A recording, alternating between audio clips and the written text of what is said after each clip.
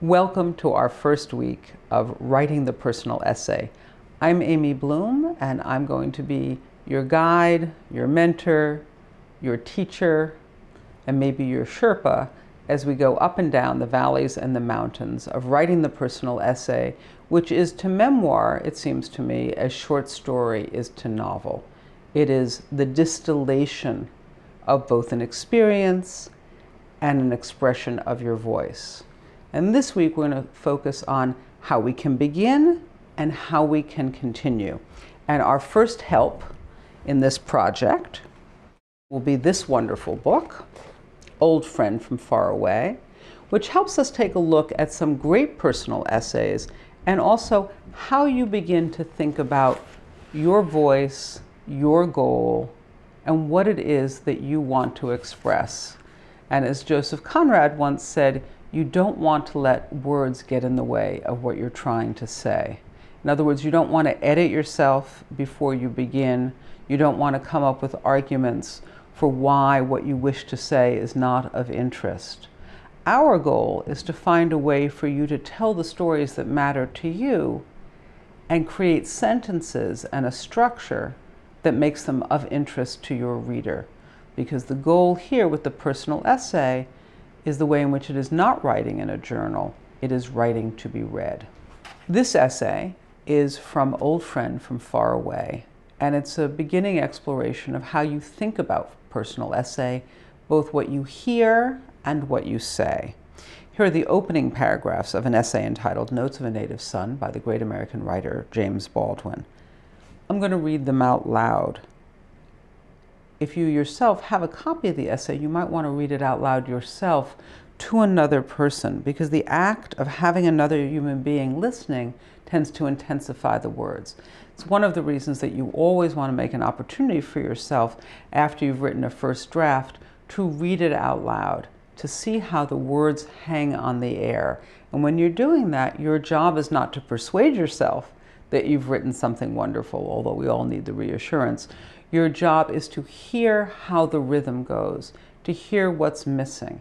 And my usual advice about this is if you are reluctant to read your work out loud, even to yourself, it's because you know that there are things wrong with it and you're afraid that you can't fix it.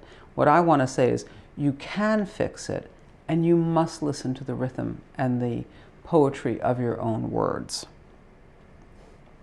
Listen also in this essay to what is not being said. It's not just listening with your ears, which is the way we always start, but listening with your whole self. And try doing this as you listen now to me reading James Baldwin, Notes of a Native Son. On the 29th of July in 1943, my father died. On the same day, a few hours later, his last child was born. Over a month before this, while all our energies were concentrated in waiting for these events, there had been in Detroit one of the bloodiest race riots of the century. A few hours after my father's funeral, while he lay in state in the Undertaker's Chapel, a race riot broke out in Harlem. On the morning of the 3rd of August, we drove my father to the graveyard through a wilderness of smashed plate glass. The day of my father's funeral had also been my 19th birthday. As we drove him to the graveyard, the spoils of injustice, anarchy, discontent, and hatred were all around us. It seemed to me that God himself had devised, to mark my father's end, the most sustained and brutally dissonant of all codas. And it seemed to me, too, that the violence which rose all about us as my father left the world had been devised as a corrective for the pride of his eldest son. I had declined to believe in that apocalypse which had been central to my father's vision. Very well, life seemed to be saying, here is something that will certainly pass for an apocalypse until the real thing comes along. And I had inclined to be contemptuous of my father for the conditions of his life, for the condition of our lives. When his life had ended, I began to wonder about that life, and also, in a new way, to be apprehensive about my own. You see how we open up this world, which is not only Baldwin's feelings about his father, the most personal kind of revelation, but also the world in which these feelings are expressing themselves. Nothing is happening in a vacuum. The big, the epic, the political is completely woven in with the personal, the modest, the painful. I had not known my father very well. We had got on badly, partly because we shared, in our different fashions, the vice of stubborn pride. When he was dead, I realized that I had hardly ever spoken to him. When he had been dead a long time, I began to wish I had. It seems typical of life in America, where opportunities, real and fancied, are thicker than anywhere else on the globe, that the second generation has no time to talk to the first. No one, including my father, seems to have known exactly how old he was, but his mother had been born during slavery. He was of the first generation of free men. He, along with thousands of other Negroes, came north after 1919, and I was part of that generation which had never seen the landscape of what Negroes sometimes call the old country. He was, I think, very handsome.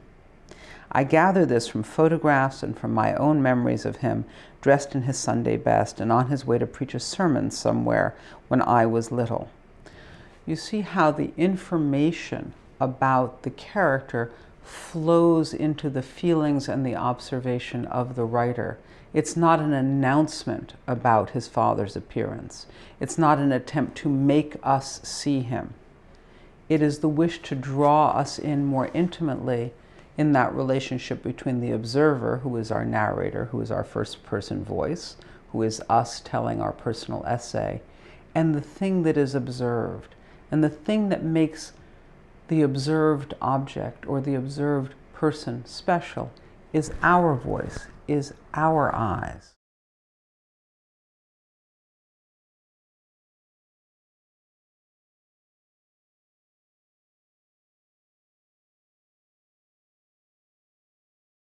As we continue to look at how you open up and begin a personal essay, one of the things for you to think about is, why do I want to tell this story? What is the story that I most want to tell? How am I going to bring this story out of myself onto the page in such a way that it is interesting to my readers and authentic for me? And the tone in a personal essay can vary widely.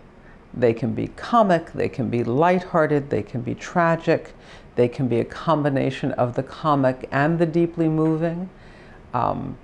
It's a hard place to find, but if for those of you who are fans of David Sedaris's work, you see that it can be done, and the older he gets as a writer, the more the dark underlining comes forward, but the comic tone never disappears entirely.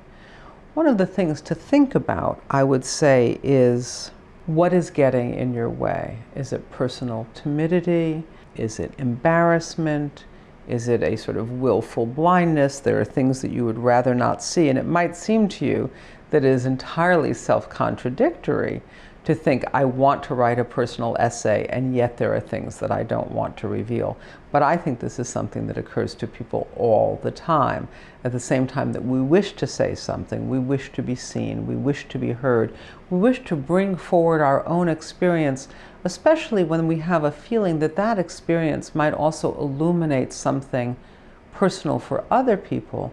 There is also that fear of being too seen, of being too heard, of being too naked, of being too loud. I think that those are always the fears we have about a new idea or a new emotion, or putting those ideas and emotions on the page.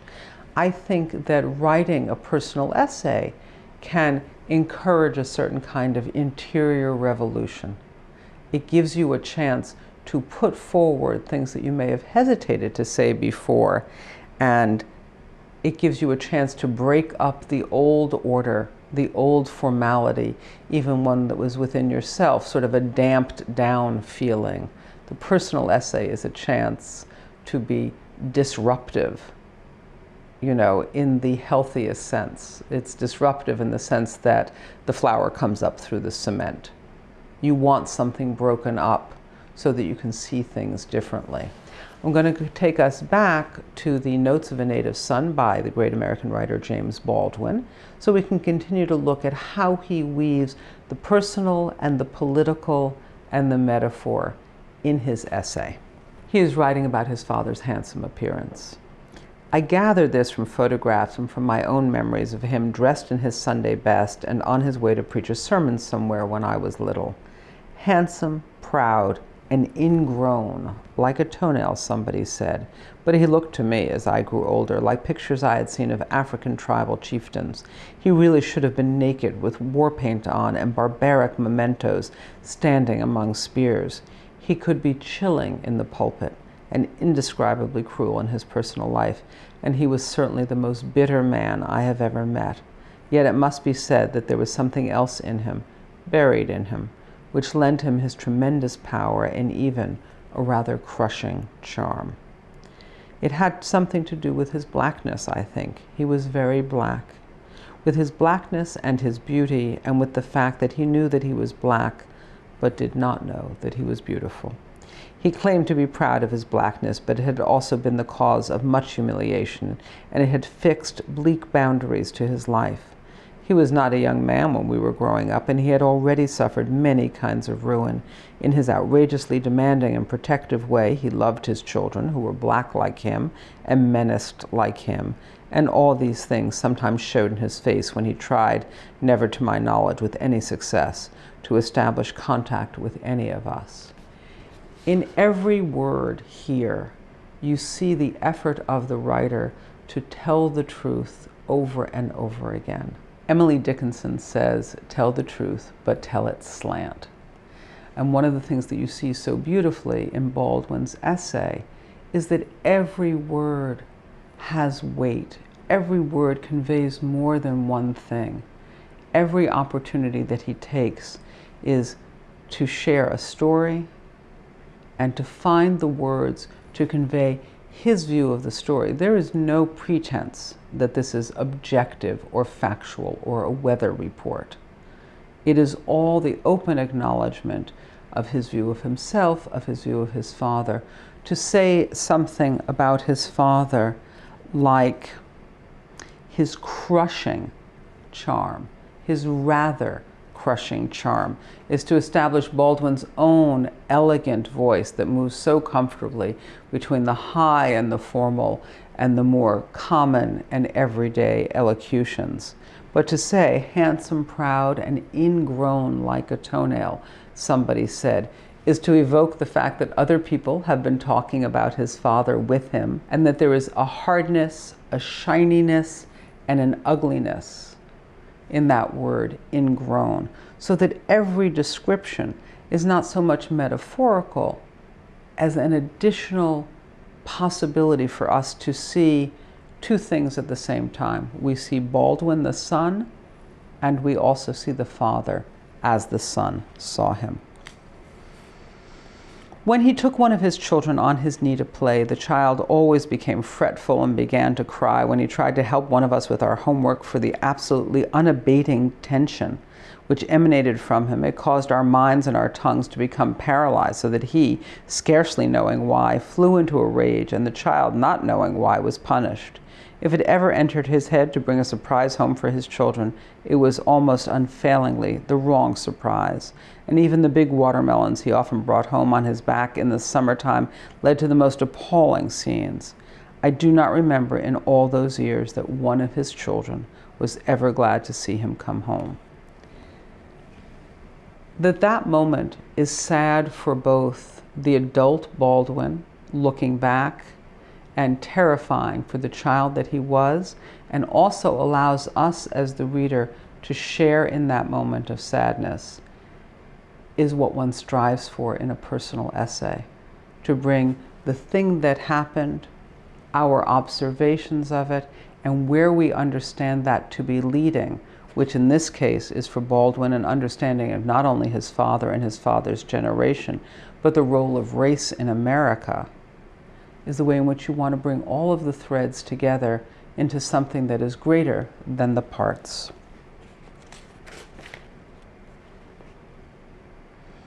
There was something in him, therefore groping and tentative, which was never expressed and which was buried with him. One saw it most clearly when he was facing new people and hoping to impress them. But he never did, not for long. We went from church to a smaller and more improbable church. He found himself in less and less demand as a minister. And by the time he died, none of his friends had come to see him in a long time. This is now a repetition in this part of the essay of the word bitterness. He had lived and died in an intolerable bitterness of spirit, and it frightened me as we drove him to the graveyard through those unquiet, ruined streets. This is bringing us back to the scenes of the riots with which Baldwin opened the essay, to see how powerful and overflowing this bitterness could be, and to realize that this bitterness now was mine. Often when one begins to think about one's personal essay and how you wish to begin and continue, it's useful to begin to think to yourself, what is the word? Not the idea, but what is the word? For Baldwin in this essay, it is bitterness. It is his father's bitterness, which he inherits. So one of the things you might do when you begin thinking about how you want to open your personal essay is to think of 5 words, 5 nouns that are the essence of what it is you wish to write about.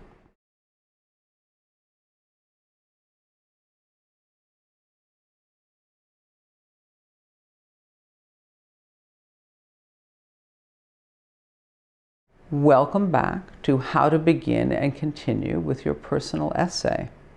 Jane Hirshfield, the American poet, once said, "When you are beginning to write, open the window a little bit more than is comfortable, a few inches more." I think this is great advice, whether you are beginning in your career as a writer or you are just beginning a particular writing project. It may be that there are writers out there who are just fearless and for whom the words come easily. But I would say that this particular moment, I am not addressing those people, although I admire them and I envy them. For the rest of us, it is allowing ourselves to focus on the shape of the story, the particular details and density of our experience. It gives us a chance to focus on what we need to say and not what we imagine people are willing to hear. What we tend to want from writing the personal essay is to have something in our lives that has been missing, to add something further, and the way in which we add it is through making art, and in this particular case, writing the personal essay. There's also an issue of connection. We write to connect. We write to connect to ourselves, we write to understand our own experience, and we write to connect to the reader, real or imagined. You can't write an image or use a metaphor or tell a story or refer to a phrase without getting closer to sharing with your reader and with yourself. It is always this leaning in, this opportunity to concentrate your knowledge and understanding and to create sort of a music of connection, as Jane Hirshfield will put it. In this essay that I'm going to read, again, from Old Friend from Far Away, this is Natalie Goldberg's essay called Monkey Mind, on how you can begin to settle yourself for the process of writing. Where do our thoughts come from? Our memories, our words. All of it is carried in our minds. We are all run by the same principles of mind. We each have our individual details, which in a personal essay become extremely important. But all of us tend to have our minds go in the same ways. I understand that you may think that your mind works less well or much better than other people's minds, that you don't fit into this general category, that you can't write, that it's hopeless. But what the author keeps telling us is everybody has to experience a certain process by which we begin to order our thoughts and our feelings so that we can begin to think about what we put on the page. Sitting down and writing is crucial, but the first step is really, in my mind, sitting down. Our mind generates thoughts, and it's hard to settle it down. She says, we have a tendency to wander and drift, off. Even before we get to a first thought, the ones that carry vitality, that are connected to us, we get lost in critical second and third thoughts. I can't do this writing. There's a sale on tuna. My kids need attention. I have nothing to say. I am boring. These divisive, churning thoughts are telling you a lot, but that's not what they're actually telling you.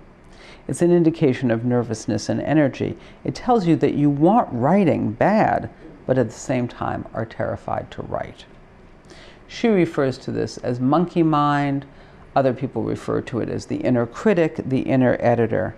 We run from this voice, but at the same time we believe it. We listen to it as though it were God declaring the sacred truth. Yes, indeed, you are a dud, and don't try to be anybody. Don't speak. Everyone has this voice. Even if you have the ultimate and supportive parents and encouraging teachers, the human mind generates this old survival technique. Can you imagine if cave people had decided to wander off and contemplate their past? They wouldn't have gotten meat on the table. We wouldn't even have them around as ancestors. But this inheritance is not obsolete. We still have a fear of our inner world. And plop, in the middle of all this, you decide you want to write a memoir, to look back, to ponder. And of course, your deep survival mechanism, that old monkey mind, is going to go, as she says, bananas. That monkey mind, that critic, wants to protect you, but it's also testing you. One of the things that I think it's important for you to understand is what your job is in writing a personal essay. Your job is to seek out the experiences, whether it is in your childhood or your current life, whether it is something that you have deeply imagined and reviewed over and over again, or it's a new realization. It's something that only came to you the other day when you were in the car, when you were on your way to work, when you were tucking your kid in, when you were talking to your mother. Whichever kind of experience it is, something has struck you. And you're going to have that wish to both say it and hide it. And part of the task of the personal essay is to keep reviewing, what are the details of this? What are the specifics? What are the things that I am going to say that make it easy for the reader to see that there is a real person telling this story and not just a protected, screened, curtained figure behind who's saying really interesting, witty, important things, but is not available to be seen in 360 degrees. The best voice in a personal essay is the one that is truest and is most open.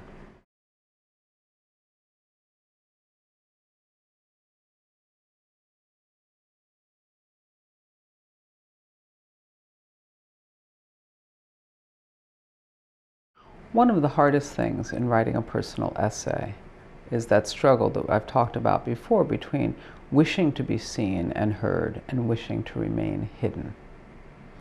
And one of the things that you have to wrestle with every time you sit down to write is, am I presenting myself? Am I making a show? Am I trying to create a movie in which I am the star? Or am I trying to reveal something and pull back the curtain? If your greatest wish is for a performance, I should tell you, you are always going to betray yourself, because sooner or later you will emerge. Your actual self will come like right through the spaces between the words, and you will be visible to the reader. So if your wish is to pretend, writing might not be your best medium, because even in fiction, the writer always comes through. So part of our goal here is to think about, what am I afraid of? What am I unwilling to say?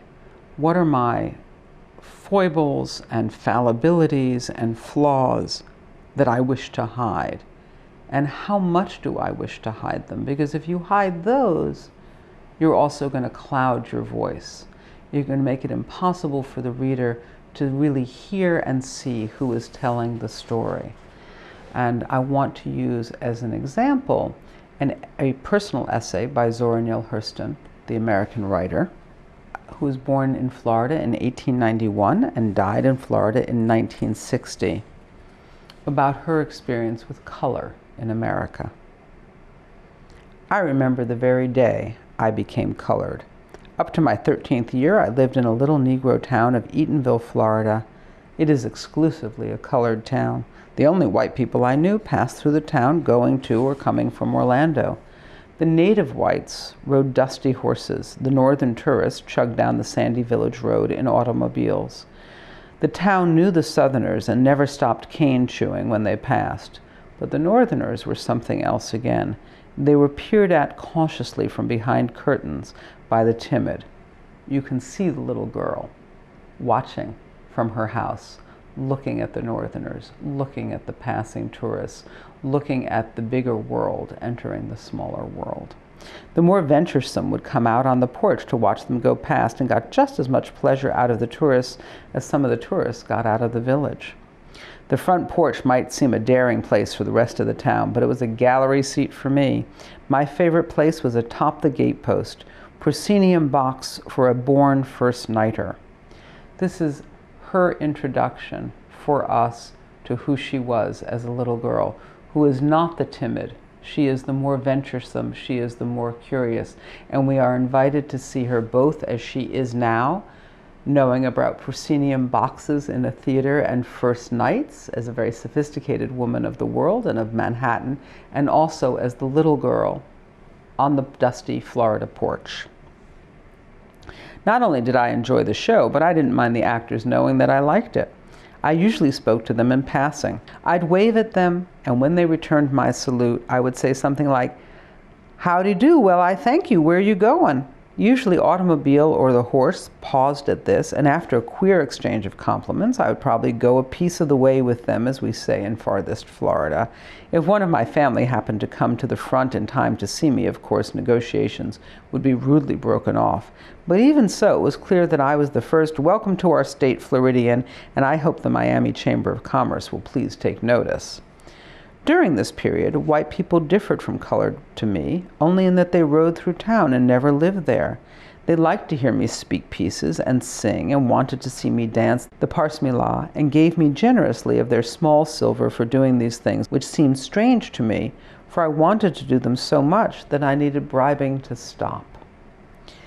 One of the things that's wonderful about this piece of writing is the way in which you not only get to see the past as she experienced it, but you also get, through her word choice, to understand what she is not saying.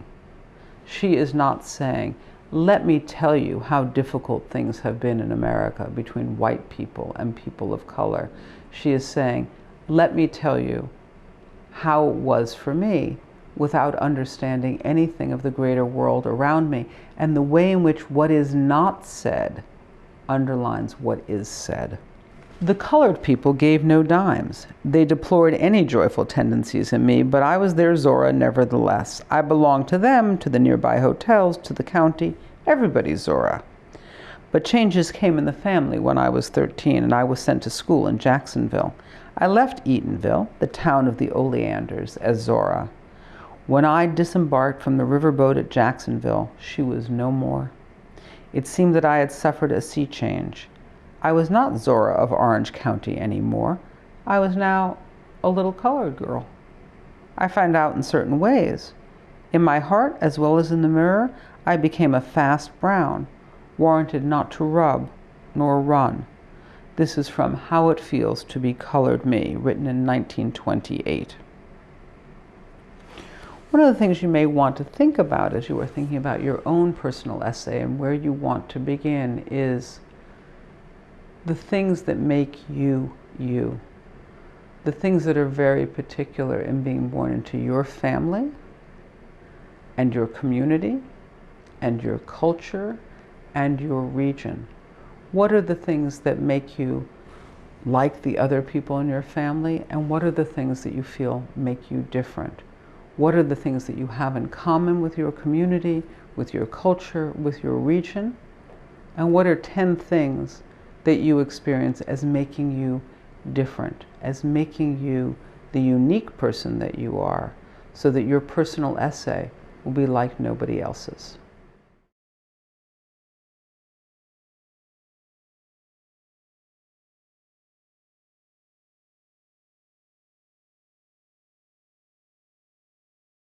This is one of my favorite collections, Brief Encounters with the Enemy, by our guest, Saeed Serafizadeh, who has come here to talk to us about fiction and nonfiction, the personal essay, the memoir, and all of the ways in which they relate to each other and can support and even illuminate each other in terms of our learning techniques. Both of these books, I think, should be on every writer's bookshelf and nightstand.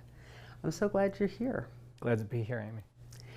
One of the questions I was wondering about, since you do go back and forth between two different genres, is what you think makes the decision for the writer about fiction, nonfiction. How do you say to yourself, I'm not going to make this an autobiographical novel, a term that we don't hear very much anymore, but I am going to make this my memoir. In other words, it's not going to be based on my experiences with a narrator named Bob. It's going to be my memoir with a narrator named Saeed. Right. It's, I think it's about what kind of material you have. Because people would ask me, why didn't you write a novel instead of a memoir? And my thought was always, why would I do that? I had the material there.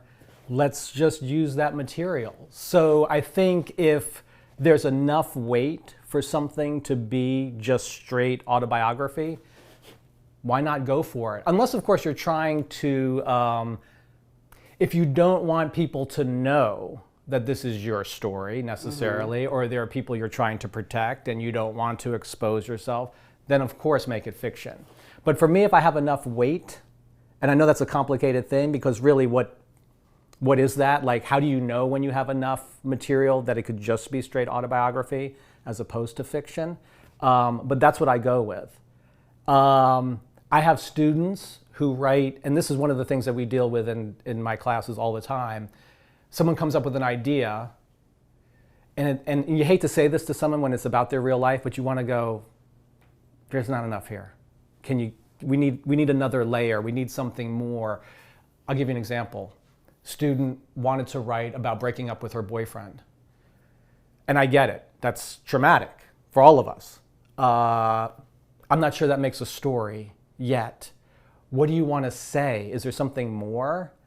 And so she went back and thought about it, and then she said, I want to talk about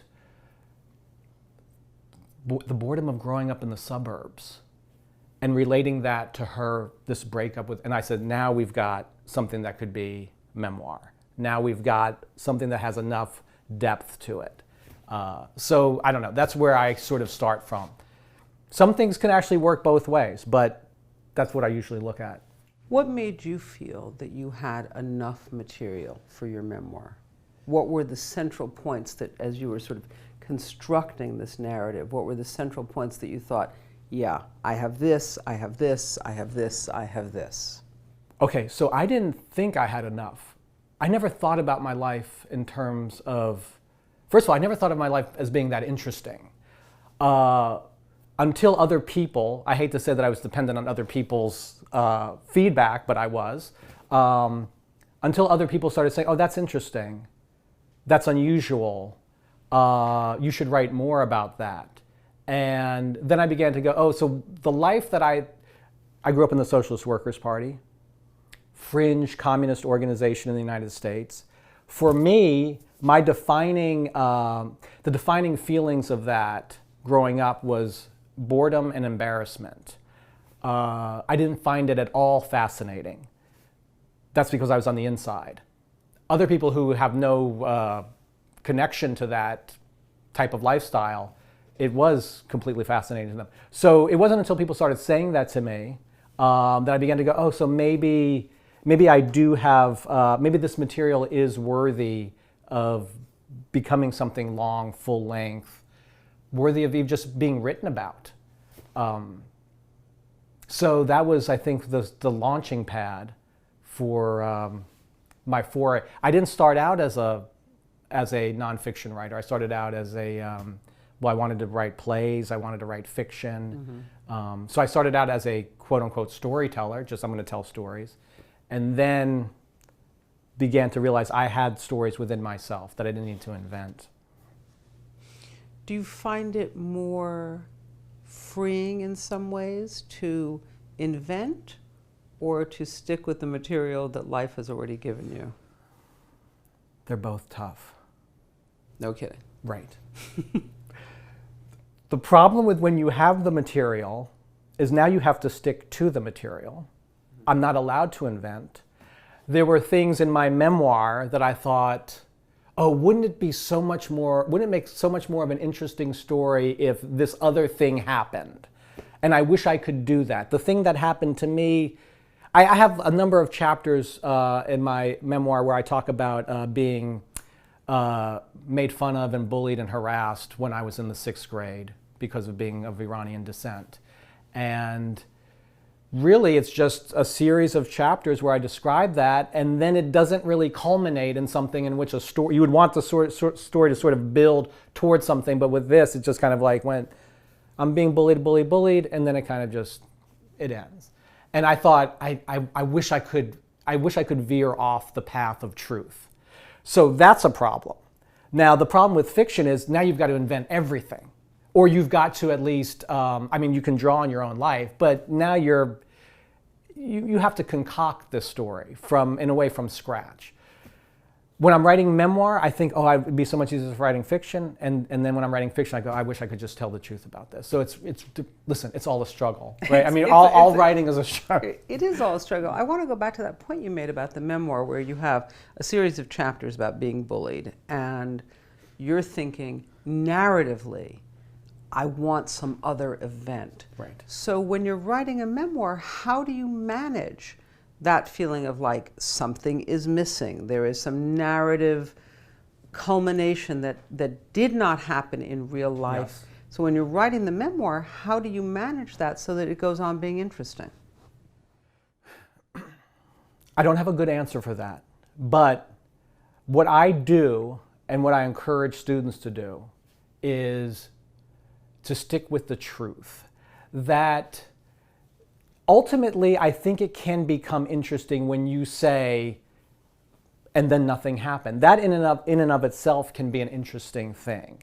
And maybe also acknowledge that.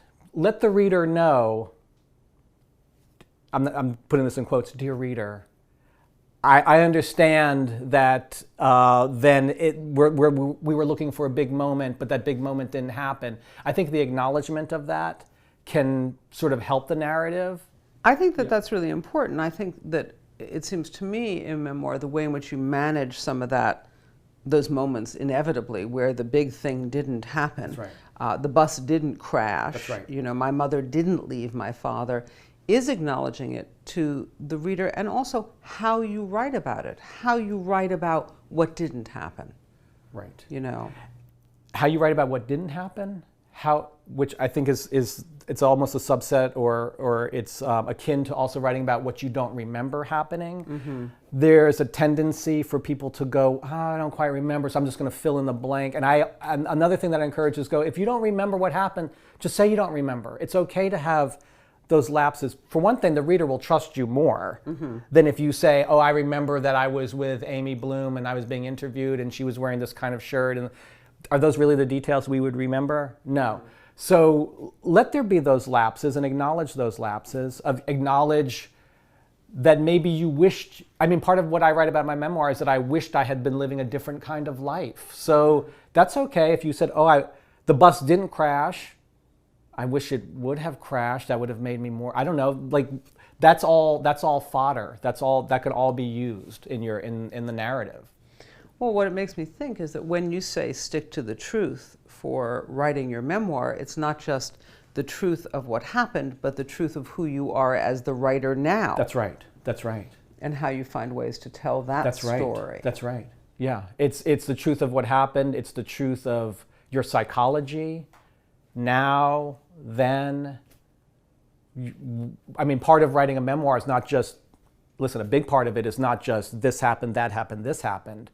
It's how I was feeling when these things happened, what my dreams and desires were when these things happened. One of the things I think memoirists who are just starting out think, if I can just list the very interesting things that happened in my life, then I'm a memoirist. But that's not quite what we're doing. We're we're talking about things that happen, but we're also trying to find the meaning in those things, the significance, small moments within them, just our psychology, trying to uncover it. One of the things I think that happens too is writers don't realize that what you can do is you can describe yourself as a child at, say, 6 years old, and then as you can step out of that scene and be the author now talking about that. So all of those are just elements of how we construct these narratives and deepen things. Yeah, it seems to me that one of the great pleasures in writing memoir is that you get the past self and the present self, and you get two lenses all the way through. That's a great way to put it. The narrative. I'm going to steal that. Please do. I will. And thank you for coming. Happy to be here.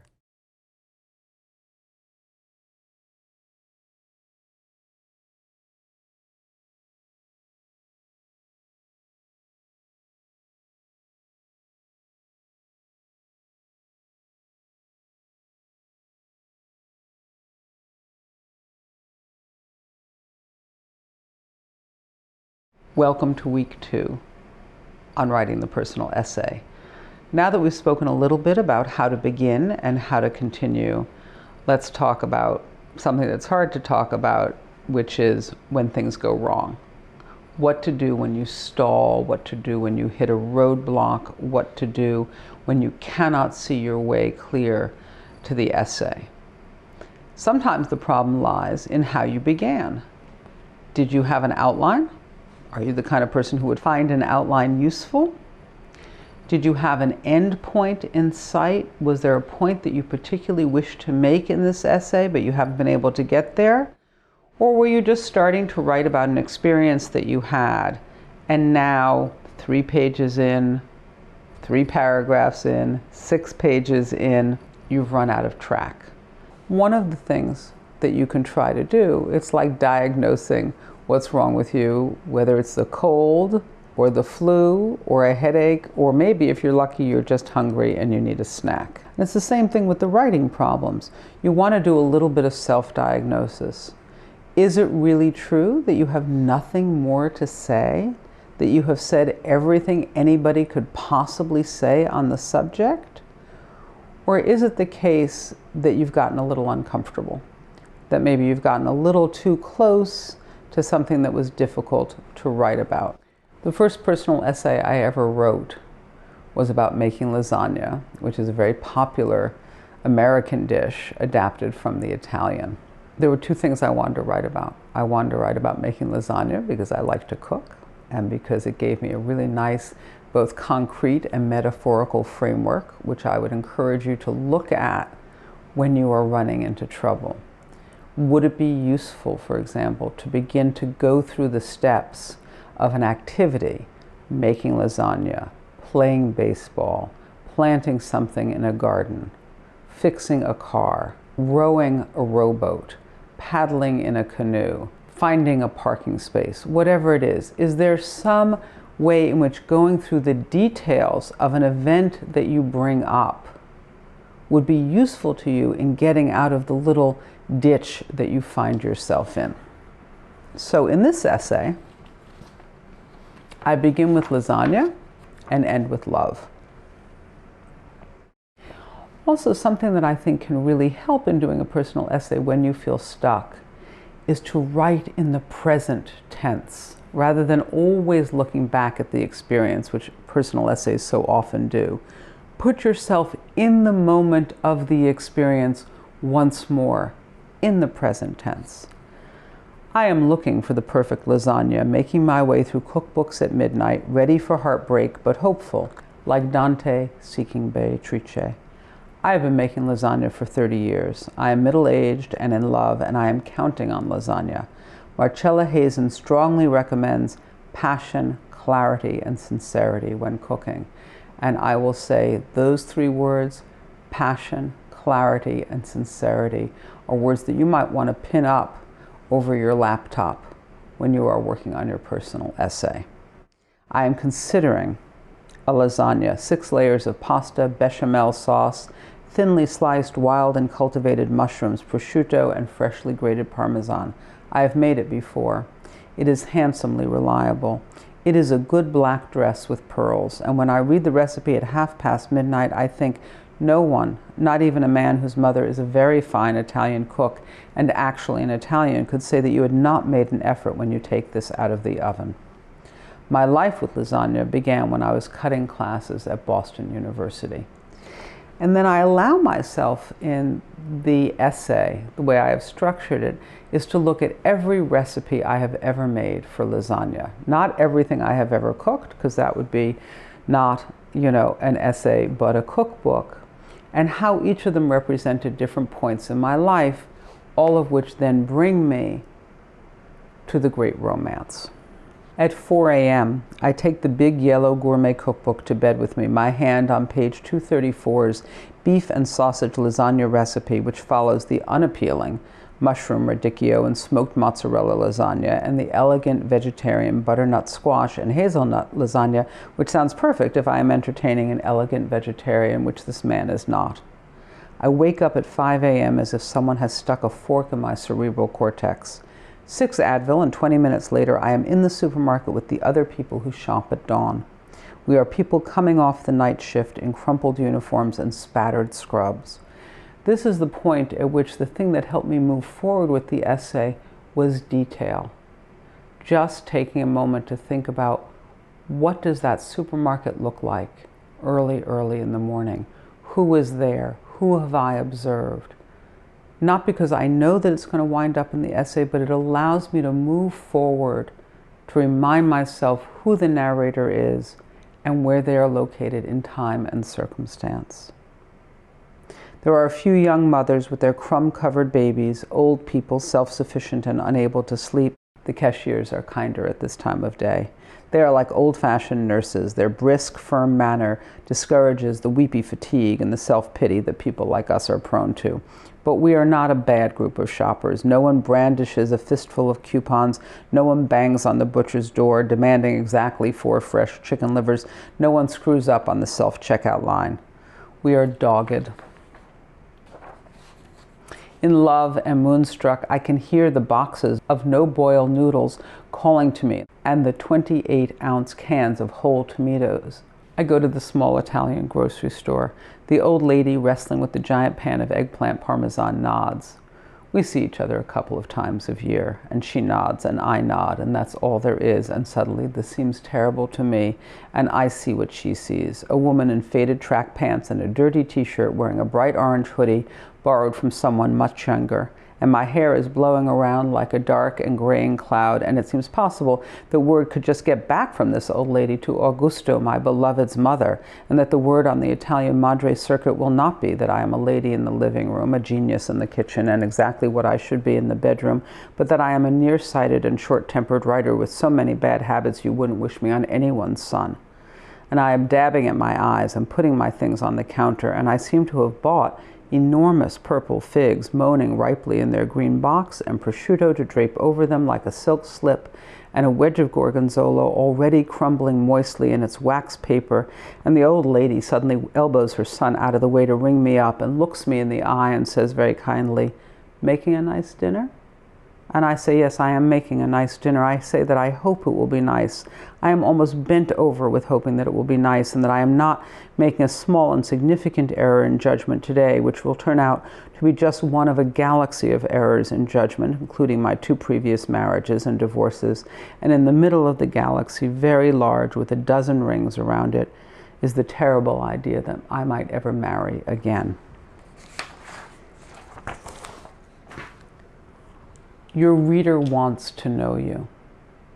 And one of the things that tends to stall us is our wish not to be known, and our struggle with whether or not the material is interesting, and also whether or not the material is flattering. I would encourage you, when you find yourself stuck, to try to stop worrying about whether or not you appear in the best possible light. Because honestly, no one, including you as a reader, really wants the best possible light on the subject. We want the truest light. And to keep going back to what is true, to what makes you feel vulnerable, to the piece that you would prefer not to present, but which you know must be presented, is always the best path out of the ditch.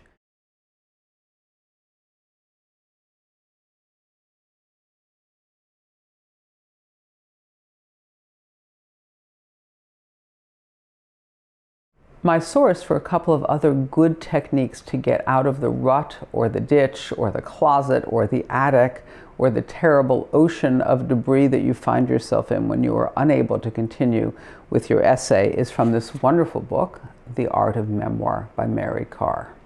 As she says in her chapter, Old School Technologies for the Stalled Novice, chapter 19, it's tough to keep going when you hit a roadblock in your own work. Many beginners just need to keep their heads in the game and their hands moving across pages until they gain traction.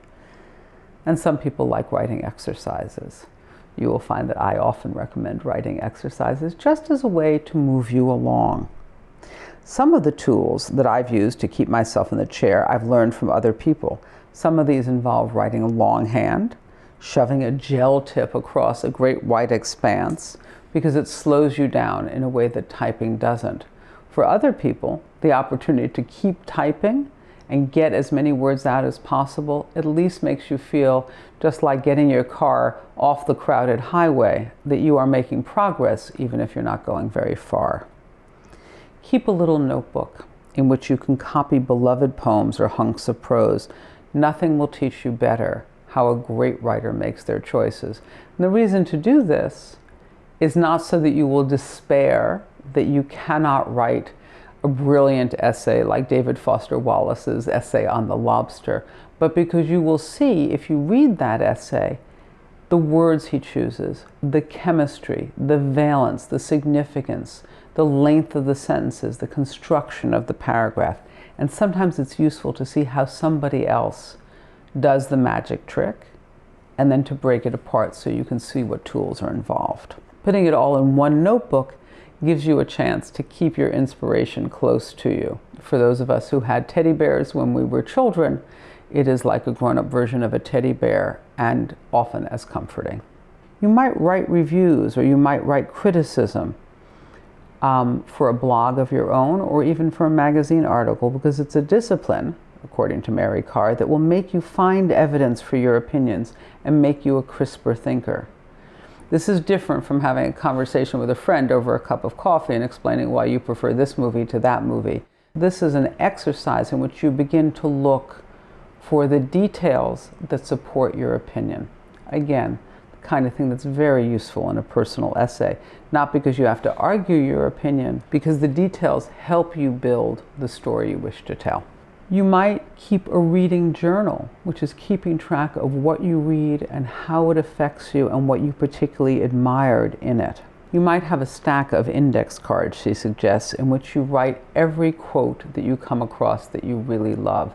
I find this very useful because there are things, whether it is Henry James or Alice Munro or Pablo Neruda, there are wonderful phrases that not only are useful to us and inspiring to us, but will also lead us to think with the other part of our brain, the less rational, the less sentence-focused, the less constructive, the more creative, and can sometimes lead to imagery of our own. And I think one of the greatest ways to dig yourself out of the ditch is just to free associate to images and activities. Whether it is the details of how to play softball in America or how to play cricket in India, walking somebody through the details of the activity is a wonderful way of allowing yourself to use something very concrete as a metaphor, which often will crack open the difficulty you are having in continuing on with your essay. Another really useful thing to do, according to Mary Karr, and I agree, is memorize poems. Poets are wonderful examples to all prose writers because nobody gets more bang for the buck. The imagery that is used by poets is so useful to all of us. They teach us something about never wasting a reader's time, the economy of image, and always the effectiveness of a really well-chosen simile or metaphor. Final thing that Mary Karr suggests is that you write some letters to the people who are in your personal essay, to tell them what you are trying to do, to explain to them how you have come to see the circumstance. You can learn a great deal about your own voice in writing those letters and how you arrange yourself in different ways for the audience. And also will help you restart your relationship to your essay.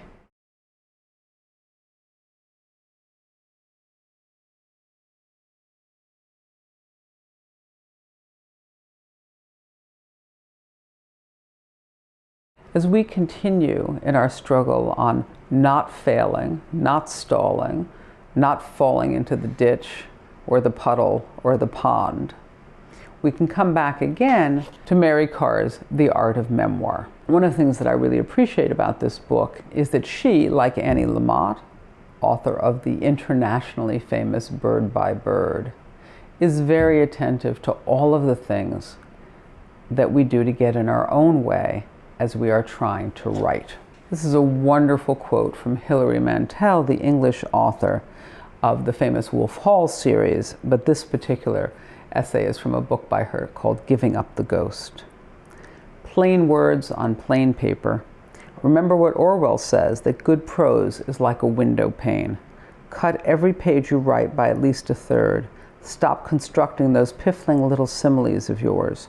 Work out what you want to say, then say it in the most direct and vigorous way you can.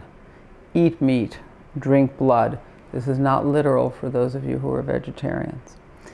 Give up your social life and don't think you can have friends. Again, you can have friends, but you cannot have a full, varied, and exotic social life and do serious writing. Rise in the quiet hours of the night and prick your fingertip and use the blood for ink. That will cure you of persiflage, by which he means nonsensical writings. But do I take my own advice? Not a bit.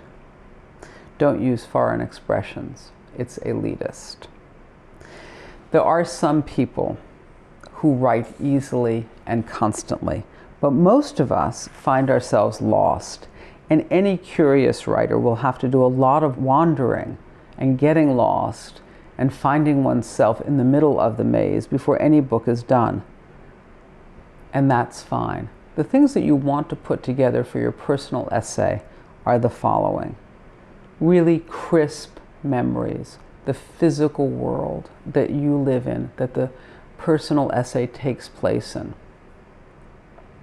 In a previous class, I was talking about my own essay about lasagna. One of the things that I always notice when I teach that essay is that taste is involved, color is involved, smell is involved. I am also listening to things that are happening, and all of your senses paint the world. When you feel stuck, one of the things is to go back and walk yourself through, in some sense, the movie of the memory and think, what did I leave out? Have I used my sense of smell? What is the music? What is the soundtrack for this story? Most of us as writers use our vision all the time. We use our sense of sight because it's the most common way to observe. It's useful to remember we have all these other senses, including touch. How did it feel? How did the sweater feel? How did the water feel? How did someone's physical closeness feel? All of those details will propel you forward out of the place in which you're stuck. You always want to have more than one story. Not only the central story, some of the side stories, those particular occasions that led up to the main event, some of the things that might have happened after the main event, or something that was similar to the main event but happened many years later. You want to have an array of stories that can help serve your central essay, especially when you're having difficulty moving forward with your essay. You might want to turn to some of the minor stories in which you can relax and tell those stories comfortably, knowing that they're not at the center of what you're trying to accomplish. You also want to think about what is the necessary information. In Ursula Le Guin's wonderful book, Steering the Craft, she talks a lot about the expository lump. and how important that is to avoid in your writing. Expository lumps are chunks of information that you feel that you need to give to the reader so they understand where we are. The hot day, August 4th, 1967. What was happening? What is going on? And the truth is, you probably don't need to present that in a factual way, but you want to be mindful of what do people know and what do they need to know and what do you need to tell them. And that's also a good way of moving yourself forward, taking a look at what you've written so far and thinking, what have I left out? What have I left out because it's emotionally distressing to me? And what have I left out because I forgot that people won't know it?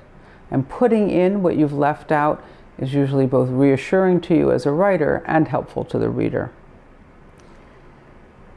I think the final thing that Mary Karr says, which I really support, is that what you need is the self-discipline to work in scary blankness for some period of time.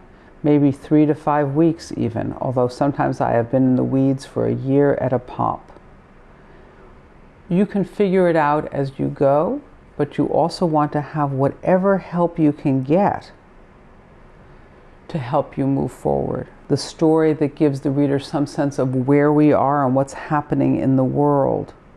The way in which you want to present information about who you are now, so that that helps the reader look at where you have been. I think one of the things that you keep having to say to yourself, and one of the ways in which we move ourselves forward, is weighing what is true, weighing what your fantasies were at the time, laying out what you valued, laying out what the failures were and what the disappointments were. And as you review each of those things, you may find new material, new pieces of the story. And as you find the new pieces, it enables you to go forward. You build your road as you go.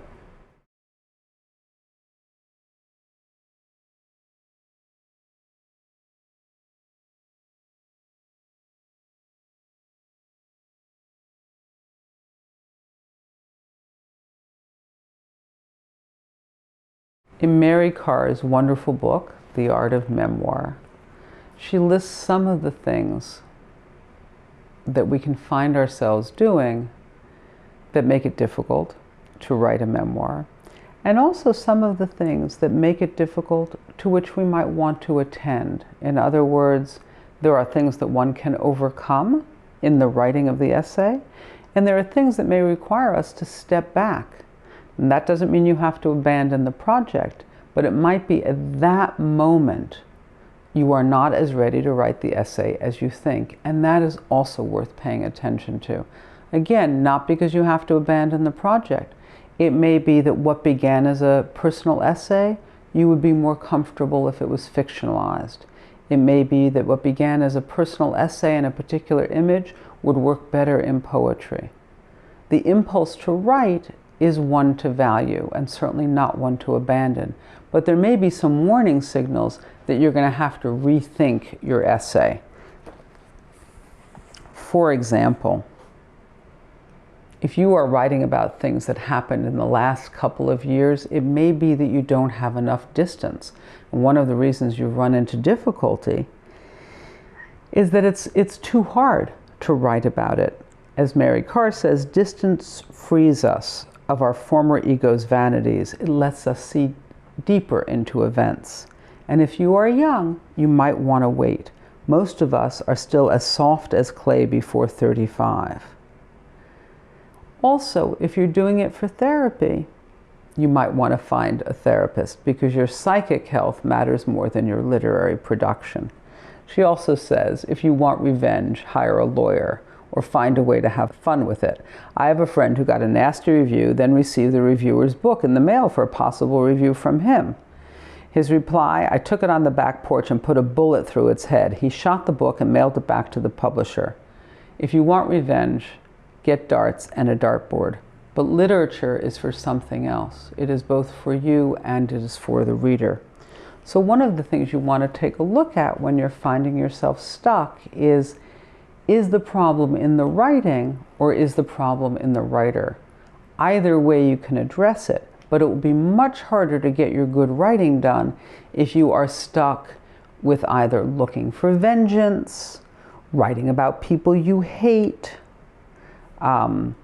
if you think that your writing is too much about things you don't really know very much about and you are sort of overreaching, you might want to pause until you know more about it. Also, if you feel that you can't remember clearly what it is that you're writing about, that's another indicator that the subject might not be as available to you as you would hope. Also, if what you find is that you can't bring yourself to make revisions, sometimes that's the way an essay has of saying to you, you're not ready to really tackle this particular subject because you don't want to keep going back to it. When I am writing an essay, I make as many as 35 full drafts from beginning to end. And I am happy for the opportunity to rewrite. But if you find yourself balking, you find yourself stuck, and the idea of going over the material one more time, that's a really useful message. And it's not a dire warning. It doesn't mean stop writing, but it might mean you need to take another look at this material. You need to see what your relationship is and what your goal is with the material. Because if, as I've just said, it's out of hatred or revenge, or you can't quite remember the events clearly, or you're settling a score, that may actually get in the way of the best essay you can write. And you may want to approach it from another angle. Sometimes I find it very useful in a personal essay to not just think about my own point of view on the event, but also the point of view of other characters in the story. For example, I was writing an essay one time about my second marriage and getting married at the age of 50.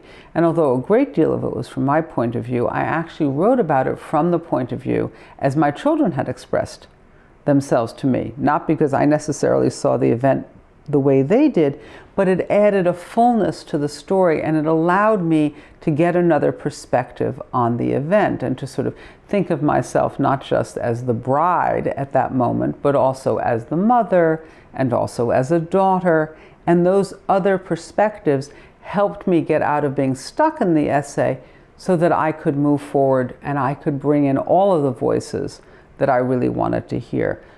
Only being with your own voice, not using dialogue, not using other characters' perspectives, can really slow you down in developing the essay that you wish to write.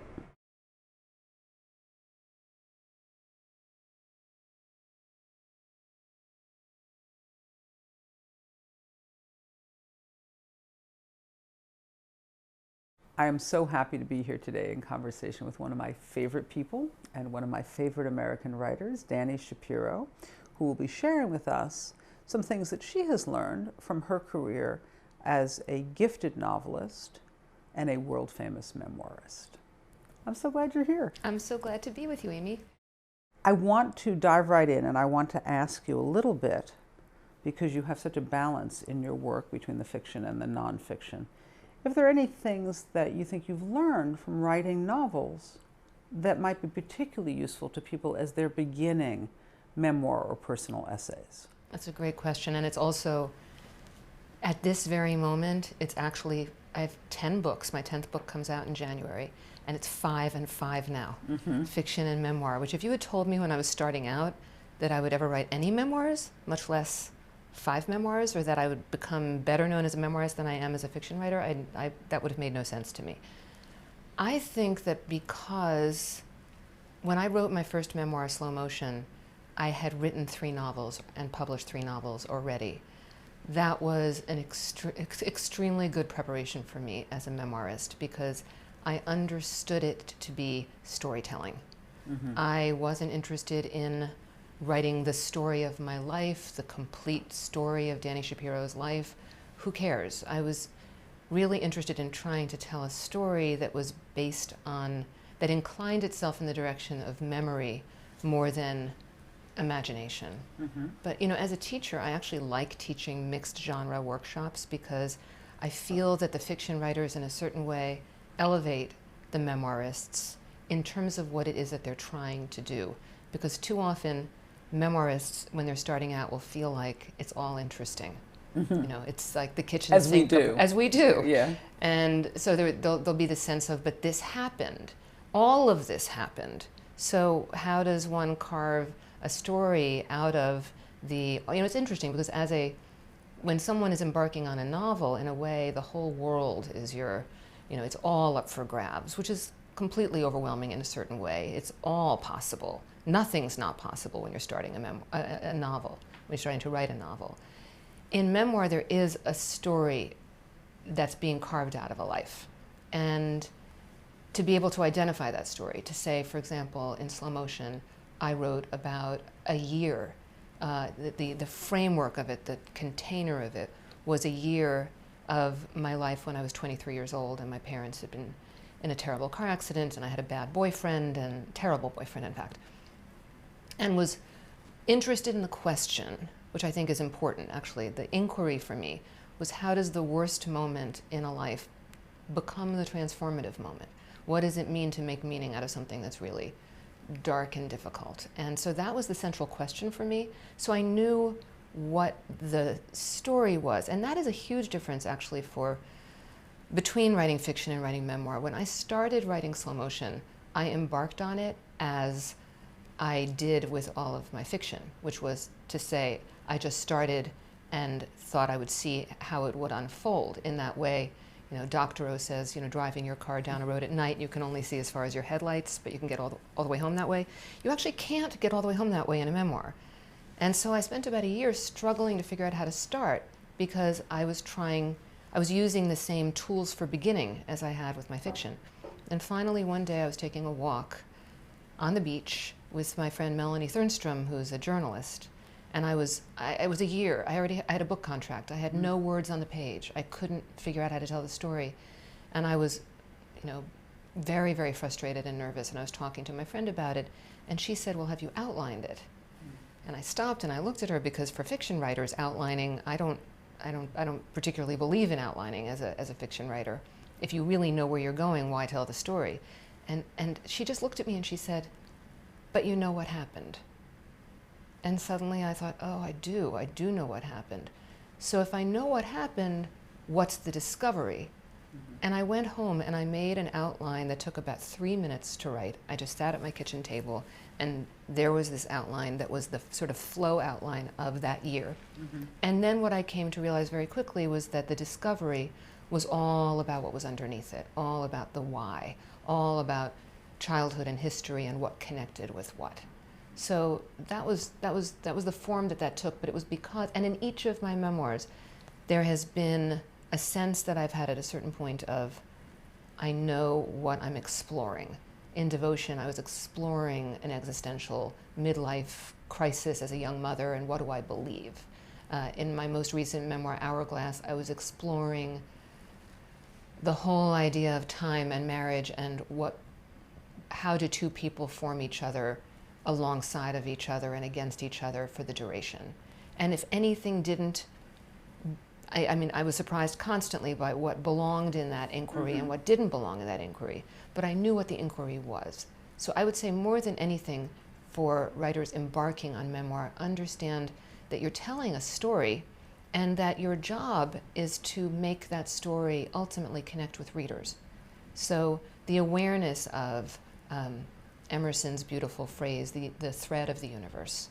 A writer can't sit down and think, now I'm going to write something universal, because that's completely paralyzing. And I would say one more thing too about it, which is that the deeper in memoir the writer goes into the territory that is profoundly uncomfortable. That sentence that you think, I can't write that. No one is going to relate to that. That is too horrifying, mortifying, shameful, terrifying. I can't write that. That's the sentence that's going to be the most quiveringly alive. I imagine that's also true for writing fiction, but it's more directly, consciously the case when writing memoir. Yes, you get no blanket to throw around you in writing fiction when you write that, in writing nonfiction when you write that sentence. You are utterly revealed when it is your personal essay, when it is your memoir, and you write that alive sentence. You got no cover. Right, exactly. Although I would counter that when I read someone's body of work as a fiction writer, precisely because it's not all happening at the same level of consciousness, I feel like I know more about what makes that fiction writer tick, what obsesses that writer, than I do with a memoirist, because there is that step closer to consciousness that the memoirist has. Right. But the memoirist does feel, because when a book comes out and it has the word memoir on a cover, the contract with the reader is, this happened. Right. And when it says collection of stories or novel on the cover, there's no such contract. Right. Who's to say? Who's to say? Right. Right. I wonder, because you have written about your parents, you've written about your child, you've written about your marriage, if there are things that you have come to understand or you would suggest people be mindful of, because for many people who are writing a personal essay or a memoir, family is going to figure into it.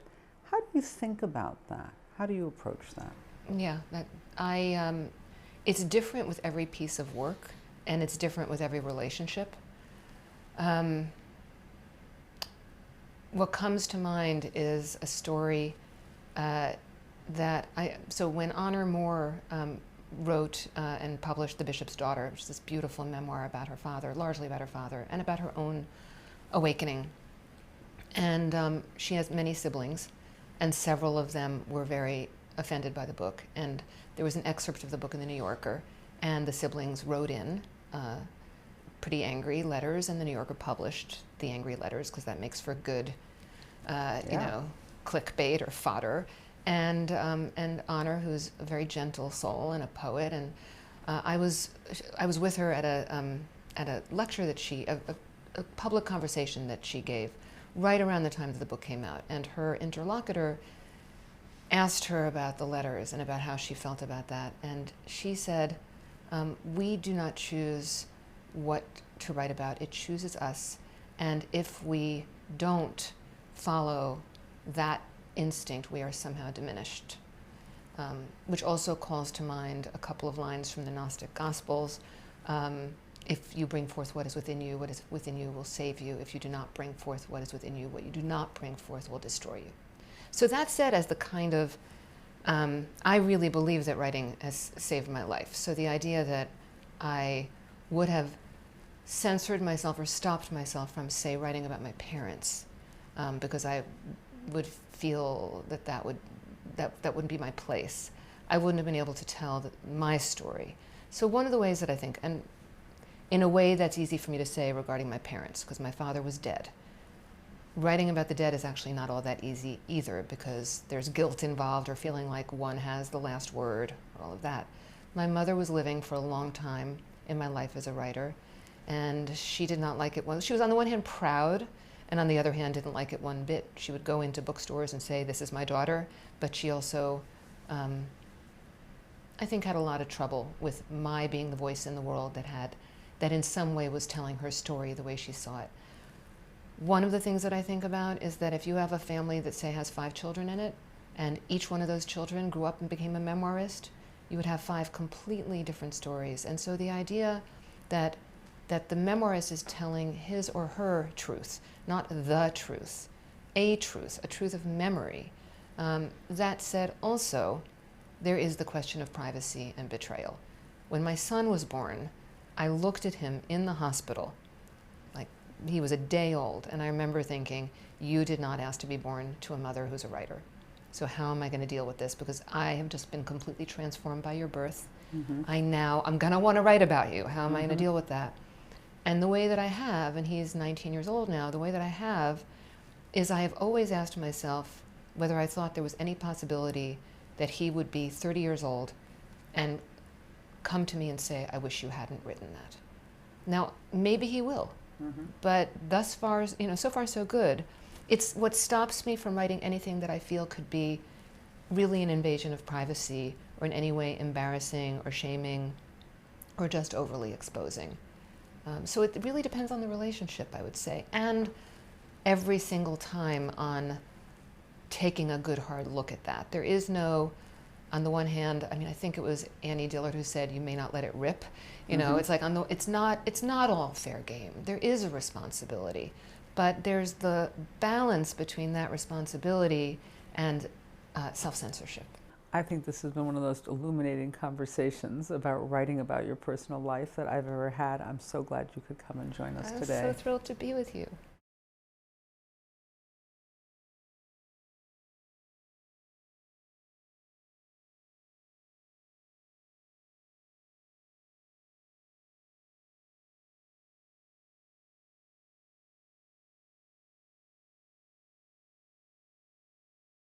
Today we're going to talk about the joy and the challenge of detail. Most writers know, and many writers say, that the truth of the story lies in the details. To get us started, I'm going to take a look at two poems, both of which use detail in what is a first-person narrative to tell us the story. This first poem is by Auden. It's called Funeral Blues. It's a famous poem, I think, not only because it's beautifully written and there's such emotional depth to the first-person narrative, but also all of the details of domestic life, of shared history, of the everyday are evoked in every line of the poem. The intention of the poem is not be impressed with the bigness of this experience, which happens to be grief, but more let us together look at all the little pieces that make this big grief. Funeral blues. Stop all the clocks. Cut off the telephone. Prevent the dog from barking with a juicy bone. Silence the pianos, and with muffled drum, bring out the coffin. Let the mourners come. Let airplanes circle moaning overhead, scribbling on the sky the message, he is dead. Put crepe bows round the white necks of the public doves. Let the traffic policemen wear black cotton gloves. He was my north, my south, my east and west, my working week and my Sunday rest, my noon, my midnight, my talk, my song. I thought that love would last forever. I was wrong. The stars are not wanted now. Put out every one. Pack up the moon and dismantle the sun. Pour away the ocean and sweep up the wood, for nothing now can ever come to any good. It is the details that make the poem, and there are two kinds of details here: the small and the everyday, the clocks, the phone, the dog, the pianos, the traffic policeman, the working week, and the Sunday rest. And they open up to the bigger details, which are still details, but they are bigger, and they are about the entire world that we live in. The stars, the moon, the sun, the ocean, the forests. It is that combination of the most intimate detail and the bigger detail that support the story of grief. This poem, on a lighter note, is by the American poet Jane Kenyon. It's called Happiness. It is to me a wonderful personal essay on the subject of happiness in the form of a poem. There's just no accounting for happiness, or the way it turns up like a prodigal who comes back to the dust at your feet, having squandered a fortune far away. And how can you not forgive? You make a feast in honor of what was lost and take from its place the finest garment which you saved for an occasion you could not imagine, and you weep night and day to know that you were not abandoned, that happiness saved its most extreme form for you alone. No, happiness is the uncle you never knew about who flies a single-engine plane onto the grassy landing strip, hitchhikes into town, and inquires at every door until he finds you asleep mid-afternoon, as you so often are during the unmerciful hours of your despair. It comes to the monk in his cell. It comes to the woman sweeping the street with a birch broom, to the child whose mother has passed out from drink. It comes to the lover, to the dog chewing a sock, to the pusher, to the basket maker, and to the clerk stacking cans of carrots in the night. It even comes to the boulder in the perpetual shade of pine barrens, to rain falling on the open sea, to the wine glass, weary of holding wine. The entire poem, again, is built on the intimate and the everyday, and then the much bigger poems about the wider world. So it is the dust at your feet. It is making a dinner to welcome a relative home. It is that beautiful dress or suit that you save for a special occasion which you cannot quite imagine, or which you have imagined which hasn't come. It is the uncle you never knew about, and everybody has an uncle they didn't know about, who flies the single-engine plane, it's so specific, onto the grassy landing strip and hitchhikes into town. We can see him with the dust still on his shoes. And we see her napping when she's having a hard day in the middle of the, as she says, the unmerciful hours of her despair. And then there are all those other people waiting for happiness. The monk, the mother, the basket maker, the pusher, the clerk stacking the cans of carrots.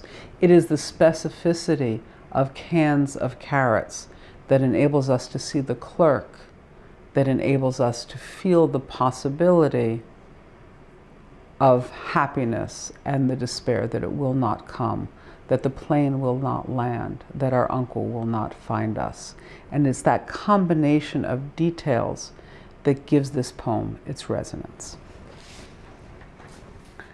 So that's what we're looking for. We're looking for the way in which the detail is the key to the essay.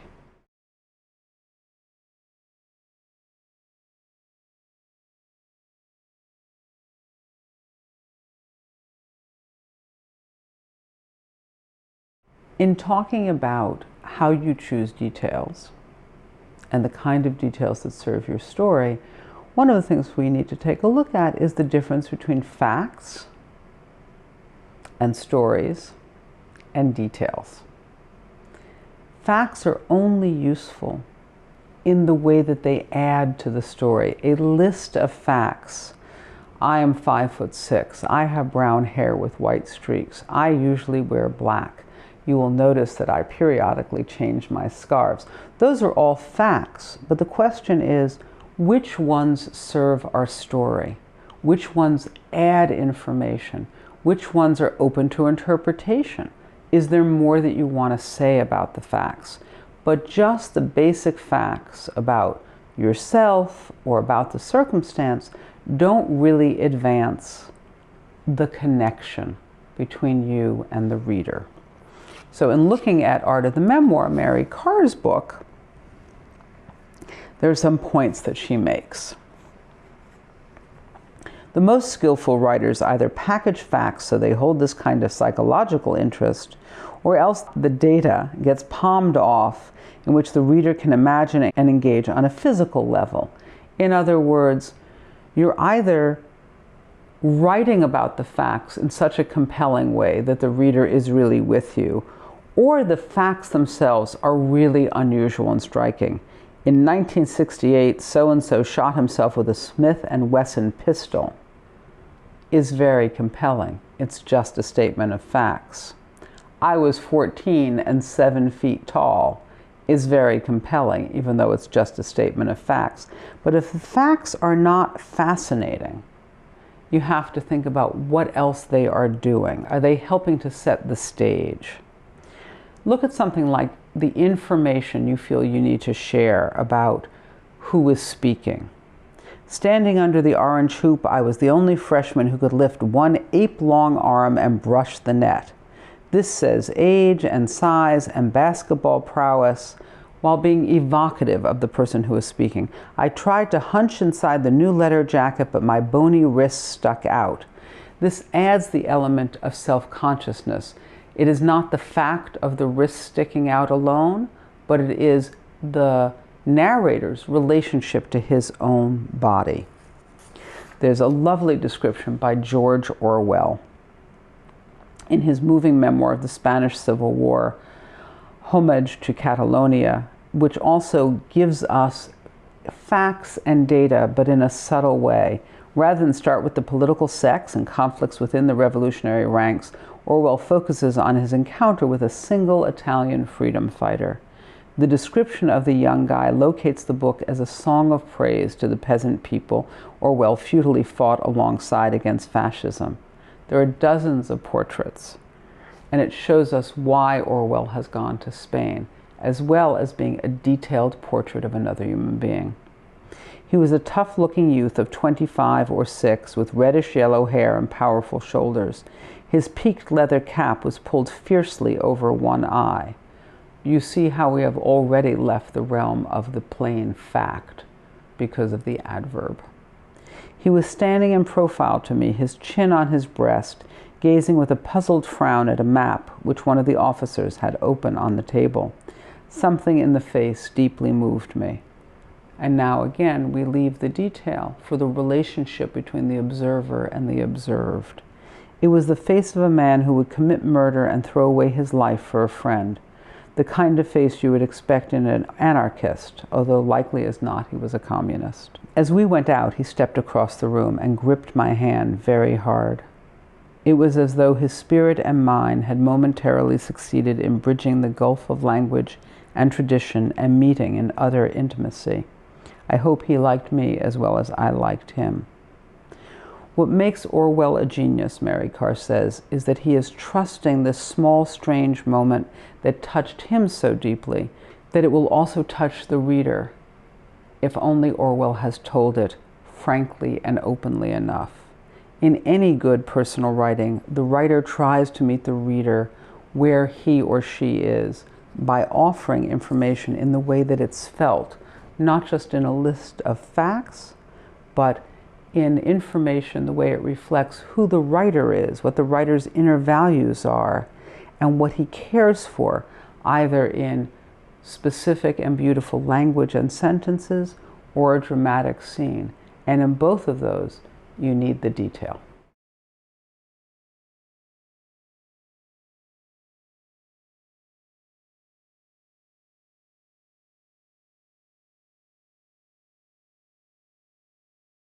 I hope I have persuaded you that the truth of the story is in the details. And that leads us to one more question about the details, which is, how do you choose the right ones? How do you know which detail supports the story and which detail will distract us? As one of the ways to answer that question, I want to look at the work of Jean Rhys, the English writer. And you could remember the first time you were afraid. You were walking along a long path, shadowed for some distance by trees, but at the end of the path was an open space and the glare of white sunlight. You were catching butterflies. You caught them by waiting until they settled and then creeping up silently on tiptoe and squatting near them. So you can already see the small child at the end of the road in the field looking for the butterflies. And then when they closed their wings, looking like a one-petaled flower, you grabbed them quickly, taking hold low down on the wings that would break in your hand. When you had caught the butterfly, you put it away in an empty tobacco tin, which you had ready. And then you walked along, holding the tin to your ear and listening to the sound of the beating of wings against it. It was a fascinating sound. You wouldn't have thought a butterfly could make such a row. Besides, it was a fine thing to get your hand on something that a minute before had been flying around in the sun. Of course, what always happened was that it broke its wings, or else it would fray them so badly that by the time you got it home and opened the box and hauled it out as carefully as you could, it was so battered that you lost all interest in it. Sometimes it was too badly hurt to be able to fly properly. You're a cruel, horrid child, and I'm surprised at you. We can hear the voice, even though we don't know exactly who the speaker is. And of course, you simply did not answer this, because you knew that what you had hoped had been to keep the butterfly in a comfortable cardboard box and to give it the things it liked to eat. And if the idiot broke its own wings, well, that wasn't your fault. And the only thing to do was to chuck it away and try again. If people didn't understand that, you couldn't help it. So you are entirely through detail in the child's experience, even though it's being told by someone who is further down the road of memory. That was the first time you were afraid of nothing. That day when you were catching butterflies, when you had reached the patch of sunlight, you were not afraid in the shadow. but you were afraid in the sun. The sunlight was still, desolate, and arid, and you knew that something huge was just behind you. You ran. You fell and cut your knee. You got up and ran again, panting, your heart thumping, much too frightened to cry. But when you got home, you cried. You cried for a long time, and you never told anybody why. The last time you were happy about nothing, the first time you were afraid about nothing. Which came first? In Old Friend from Far Away, Natalie Goldberg comments on this writing by Jean Rhys. Rhys doesn't try to clinch it. I was scared because the butterflies died, or because I was yelled at, or because everything didn't go my way. She lets things be opaque and nuanced. This is big writing. It's not bad to leave a touch of ambiguity, she says. I want to interject that a touch of ambiguity is fine. Being afraid to tell the story entirely is not to your advantage, and you want to make sure that you have said everything you need to say, but it is also true that you can leave some openings for the reader's understanding to meet you halfway. Vagueness is another story. Don't hide from the truth, afraid to address it. Rhys, in this piece that I've just read you, allowed the largeness of the situation. She allowed it to be big, about fear or happiness, and not trying to reduce it to a quick answer. But you might say you're writing a memoir about baseball. Who needs this fear and happiness stuff? I just want people to have the experience of playing baseball. But these are the explorations that will enrich any personal essay. It won't be limited to the facts of baseball or the scores that you remember or who was on what base or what the umpire said in any sport. It has to do more with, why do you love this sport? Why should we come with you and experience that sport? You have to link it, as Goldberg says, to the hunger and the edge of desire that drew you to that sport in the first place. You want your personal essay to be rich in feelings. You want whatever you write about to have more than just one quality, to be a way of combining the butterflies and the sunlight and the shadow and the mother's voice. And so all of those pieces come together in all of our senses to bring us to a richer understanding of the story itself, so that we are in the story, not just reading about it.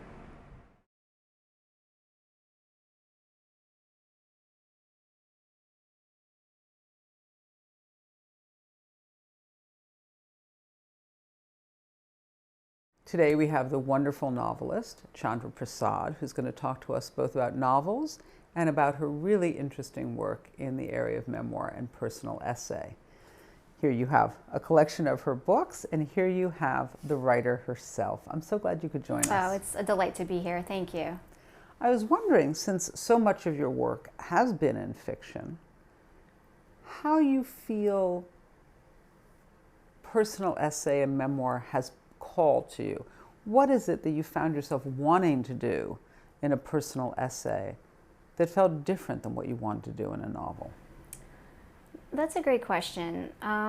First of all, I'd say that there is more overlap than I think people think between memoir and essay and fiction, because no matter what you're writing, a good story is a good story is a good story. And you need the same mechanics and components. Good beginning, good middle, good end, and you need the same components. But I think what draws me to memoir and nonfiction more would be the ability to express my own voice, whereas in fiction, I'm completely drawing from imagination and research. What do you feel emerges as you begin to look at a particular essay, a particular topic, if you can think of something that you had been writing on? Did you find yourself surprised by the voice that was emerging? Is it exactly like your own voice, or is it sort of a persona that then appears in the personal essay? Yeah, I think when I said earlier that there's a lot of overlap between fiction and nonfiction, that was part of it. How in fiction you have to sort of choose a voice, and that's reliant on the material that you're writing about, the character's setting. And in memoir you think, well, it's me, it's my voice. But in fact, we all carry with us many, many, many voices, an infinite number. So it's important to think about your audience when you're choosing kind of which voice out of your voices you're using, and using a specific kind of vocabulary and maybe, different speech. It really depends. And you have to think about audience, publication, a variety of factors. Do you have a favorite essay, a favorite personal thing that you wrote about that you thought to yourself, oh, this is the thing I really wanted to say in my own direct voice? I do.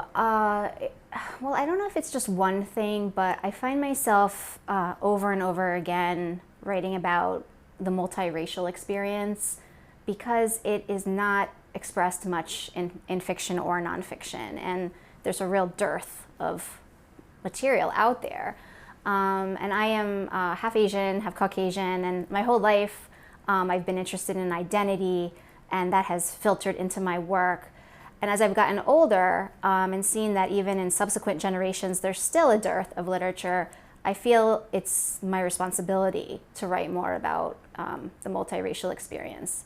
Not least of all because the multiracial population is absolutely exploding. 1 out of every 7 babies right now is multiracial. It's the single fastest growing population group out of all. When you were working on some of your personal essays, did you find yourself thinking, how will this be received? How will this be received by people who know me? How will this be received by my family? Did those considerations enter into it for you? I would say when I was younger, absolutely. I was a lot more concerned about people's impressions of me. But as I've gotten older, I realize, you can't please everybody. You absolutely can't, and you never will. Mm-hmm. So the most you can do is please yourself and be at peace with what you yourself are saying. So that is now my, the level I try to attain, and I don't really try to shoot higher than that. Are there things that you think you would not write about in a personal essay?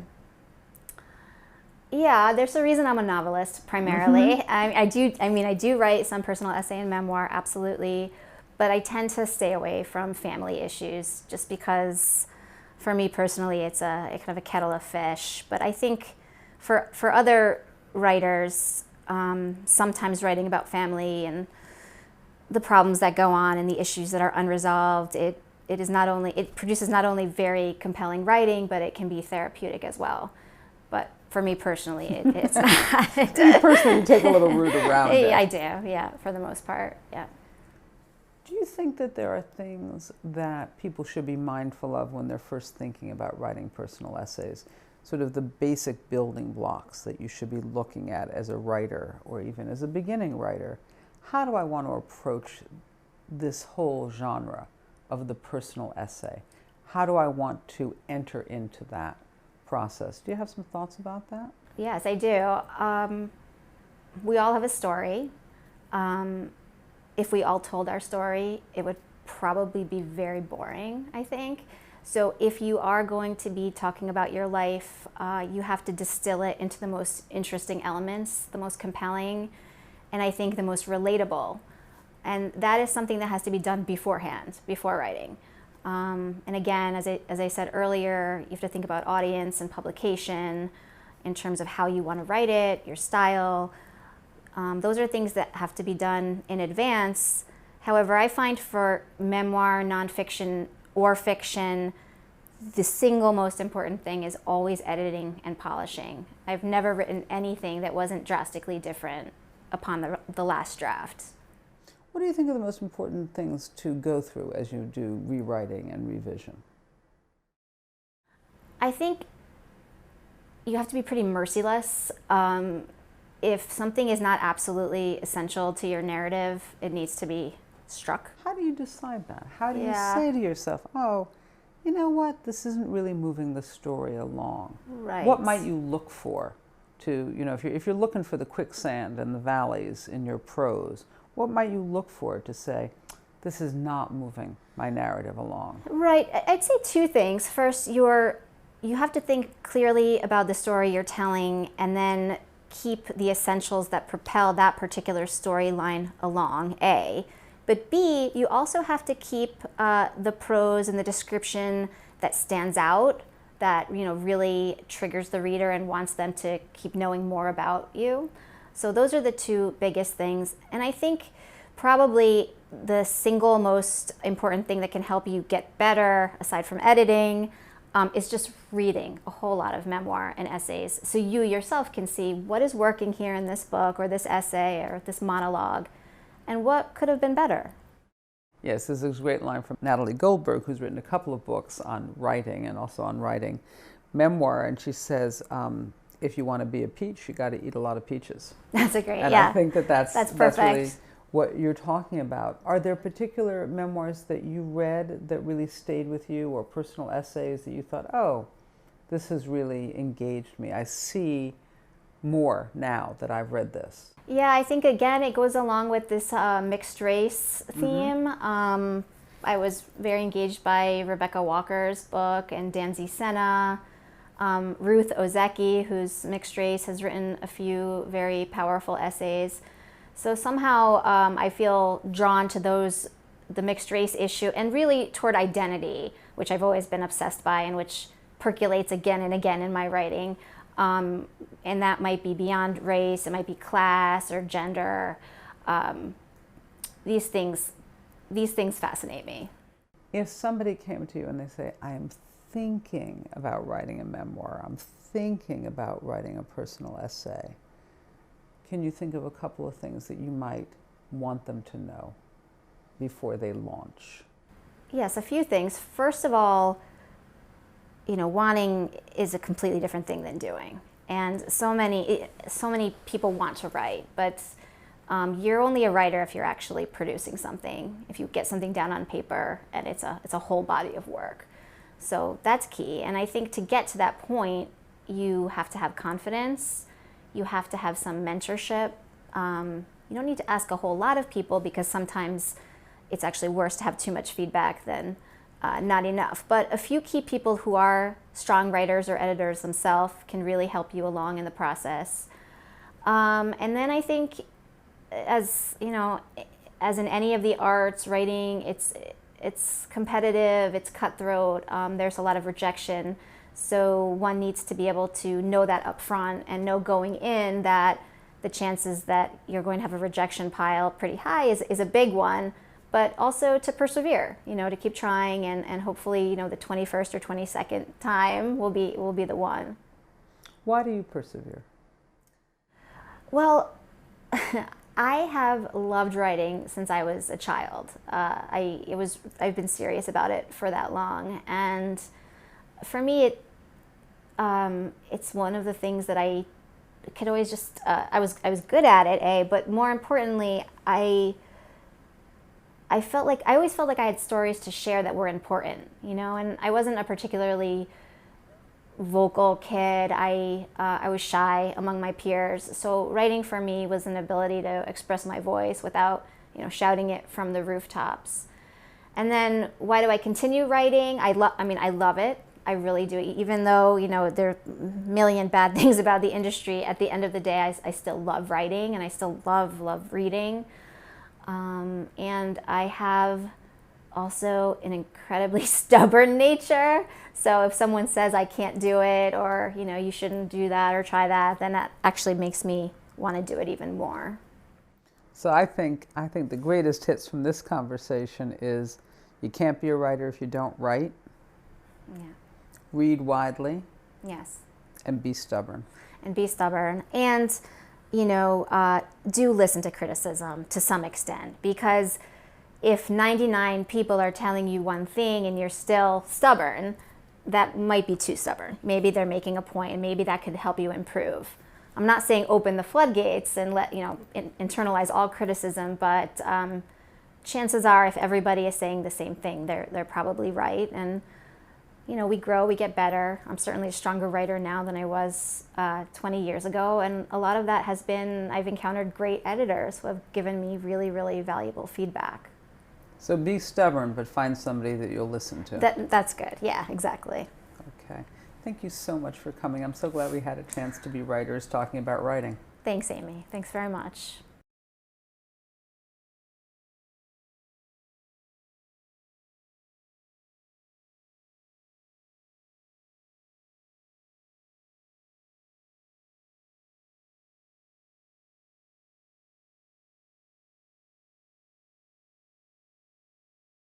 Today, as part of learning how to write to be read, we're going to talk about how to read to become a better writer.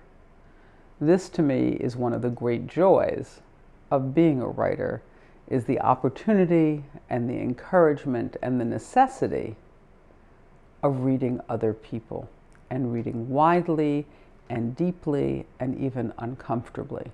Natalie Goldberg says, if you want to be a peach, eat a lot of peaches, by which she means if you want to be a writer, read a lot of writers.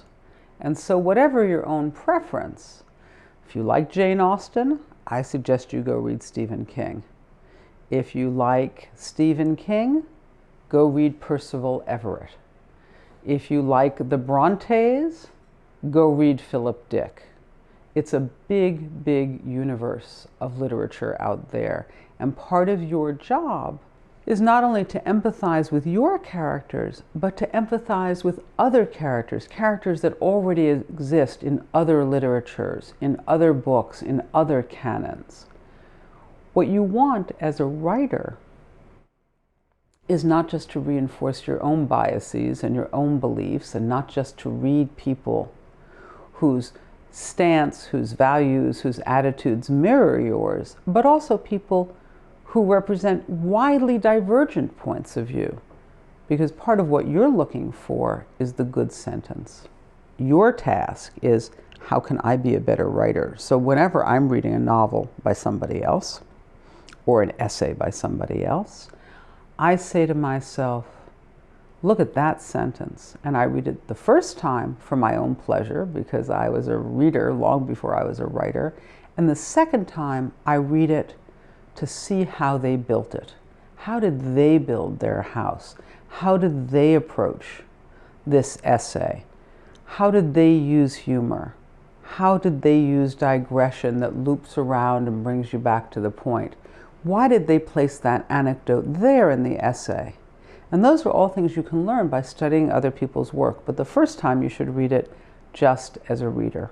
I remember when I was growing up and I was sort of working my way through from A to Z the books in the library, one of the things that I regularly experienced, both with fiction and with nonfiction, was that feeling of transportation.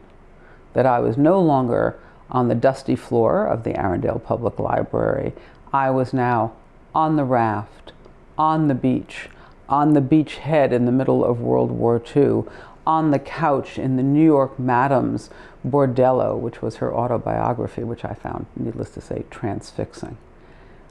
Those are all the opportunities that you have as a writer to see all the different ways of approaching material.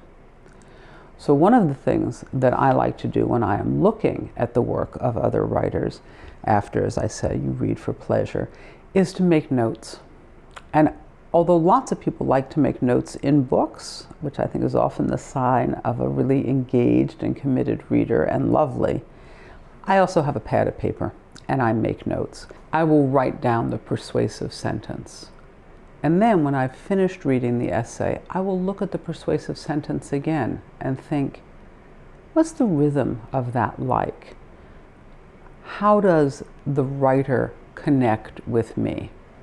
And so one of the things that, for example, the last line of Jane Eyre, reader, comma, I married him. What is it about that that makes it such a terrific and powerful ending?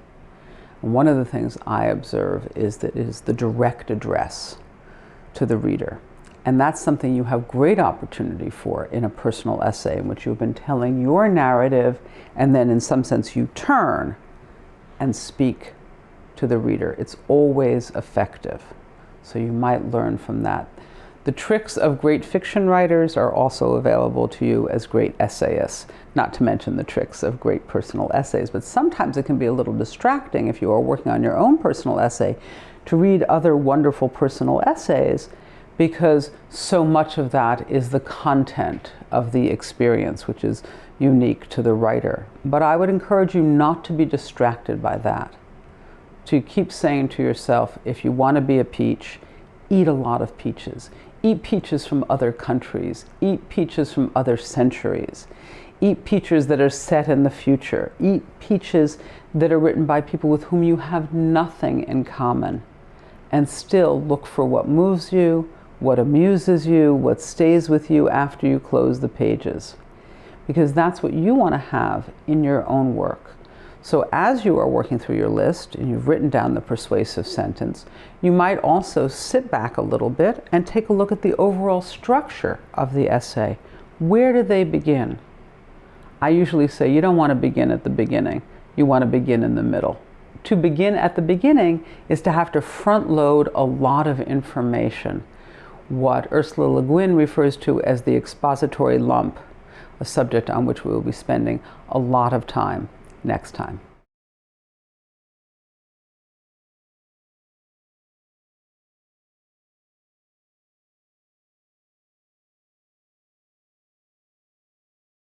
Hi, today, as part of learning how to be read as writers, we're going to rely heavily on the brilliant Ursula Le Guin and one of my favorite books on craft, Steering the Craft. It's a little book, it's a mighty book, and it's one you might want to own, in fact. Two of the exercises that Ursula Le Guin promotes, and all of her exercises are suitable for one person by themselves, for a pair, or for a group. And she's very specific about the ways in which you can adjust the exercises for whatever situation you find yourself in. One of them, and one of the things that was so helpful for me, specifically with personal essay, is the idea of the expository lump. The expository lump is a big piece of information, whether it is how canoes are made, or how Hoover Dam was built, or the story of my pregnancy and miscarriage. Whatever the story, there's usually a lot of information that surrounds it.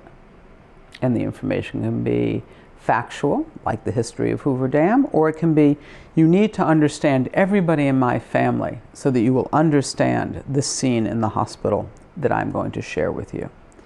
And her point is that you never want to find the lump in the oatmeal or in the porridge.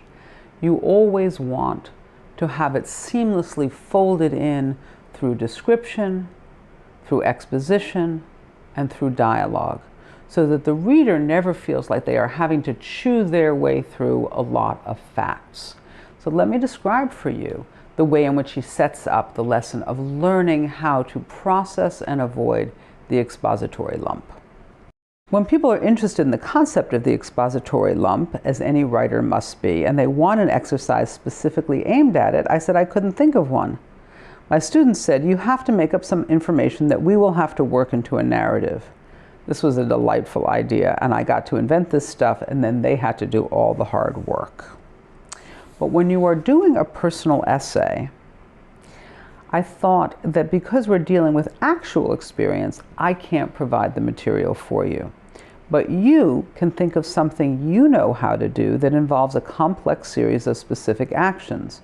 For example, making a loaf of bread or a piece of jewelry, building a barn, playing a game of poker or a game of polo, sailing a boat, repairing an engine, setting up a conference, setting a broken wrist, setting type. It should be something that not everybody knows how to do, so that most of your readers will need some explanation of the process. If nothing comes to mind, find an encyclopedia or Google it and look up a process. Maybe it's something you've always wondered about: how to make paper by hand, how to bind a book, how to shoe a horse, whatever. You have to use your imagination to supply the sensory details, and remember, we have more senses than just sight, that will keep the description vivid. Industrial processes, in other words, processes of manufacture, are certainly too complicated for this kind of process. But if you already have knowledge of a manufacturing process, that's an excellent subject. It will give you a real chance to practice detail and the order of steps, the order of events. Write a scene involving at least two people in which this process is going on, either in the background of a conversation or as the focus of the action. Keep the description specific and concrete.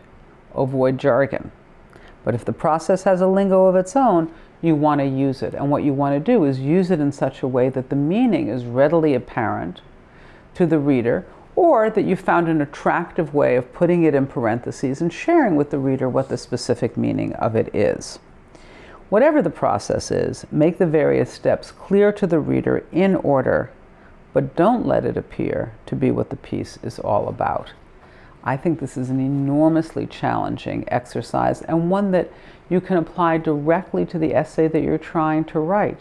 Think about what is the knottiest, most technical piece of your essay. What is it that you want people to understand? And then break it down. And after you've broken it down, you then have to bring it back to life so that it is folded into your essay in a way that doesn't stop the action, but in fact expands upon it. The other wonderful suggestion that Ursula Le Guin makes is what she calls the practice of chastity. And happily, this is not about how you lead your personal life. This is about how you lead your writing life. That when you are in the middle of your essay, if you feel that perhaps you have a few too many adverbs on the page, and I would say a well-chosen adverb is a gift and it adds sparkle, and more than a few adverbs and you have simply drowned your essay in rhinestones. So the exercise of chastity is to go through your essay, maybe go through your first draft, and take out every adjective and adverb that is not a color, and see what you have. It's an opportunity to see, in some sense, the structure of your essay, the essence of your essay, the skeleton of your essay. And to see the bones of it is a wonderful opportunity to study what you are really trying to do before you begin decorating. You always want to have a balance between what I think of as cake, which is the content, and icing or filigree, which is the style. You don't want too much icing, too much filigree, so that all the reader notices is how fancy it is. And you don't want to have so much cake that the reader can't swallow it. So we have Ursula Le Guin to thank for these two wonderful, enormously effective approaches to writing to be read.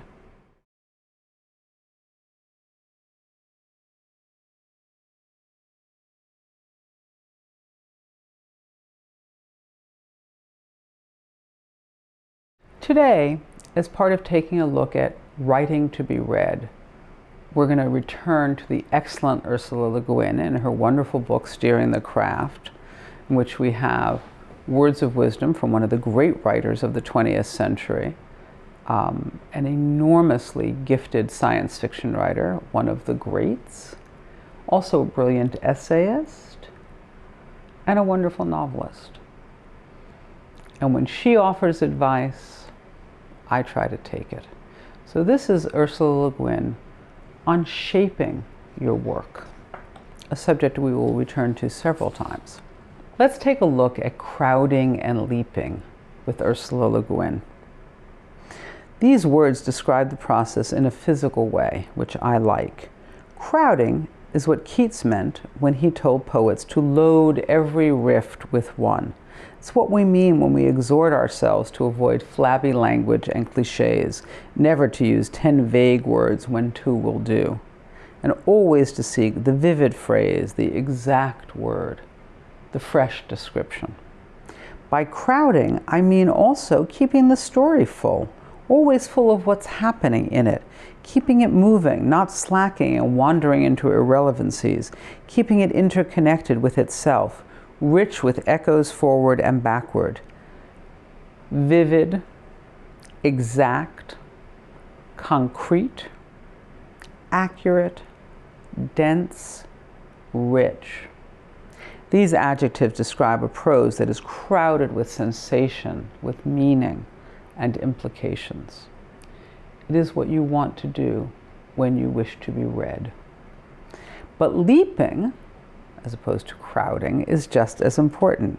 What you leap over is what you leave out. And what you leave out is infinitely more than what you leave in. There's got to be white space around the word and silence around the voice. Listing is not describing. Only the relevant belongs. Some say God is in the details. Some say the devil is in the details. Both are correct. When Le Guin talks about white space around the word, she doesn't mean that literally, in the sense that each word has to be plonked on the page and have a line of its own, because that's what poetry looks like.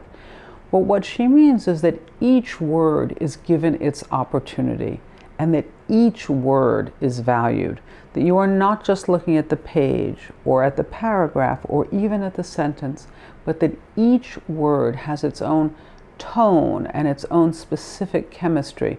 It is the difference, I would say, between green, lime, verdant, and tropical. Each of those words probably conveys the color green, but in very different ways. And it's your job as the writer to pick the right word so that I, as the reader, can see what you wish me to see. It is, as Mark Twain said once, the difference between the exact right word and the wrong word is the difference between lightning and lightning bug. Let's go back to Le Guin. If you try to include everything in a description, you end up overcrowded. These descriptions clog the story and they suffocate themselves. For an example of a novel choked to death by words, look at Salammbô by Gustave Flaubert. Flaubert has been set up as such a universal model, and his le mot juste, the exact right word, is something that everybody pays attention to, that it's useful to watch the poor man founder in a quicksand consisting entirely of les mots justes. Too many of just the right words is as big a problem as not enough. Tactically speaking, I'd say go ahead and crowd in the first draft. Put everything in. Then in revising, decide what counts, what tells, and cut and recombine till what's left is what counts. Leap boldly. Action writers often crowd but fail to leap fast enough or far enough. We've all read descriptions of a fistfight or a battle or a sporting event in which, by trying to give a blow-by-blow account, you merely create confusion and boredom. Leaping in narrative is an important skill. Again, tactically speaking, it's better to tell too much in the first draft, tell it all, blab and babble. Then in revising, you get to consider what merely pads or repeats or slows or impedes your story, and that you get to cut out. It is amazing how long a story a really skilled writer can tell in a few words. Consider this example from the life of Mr. Floyd as told by Virginia Woolf.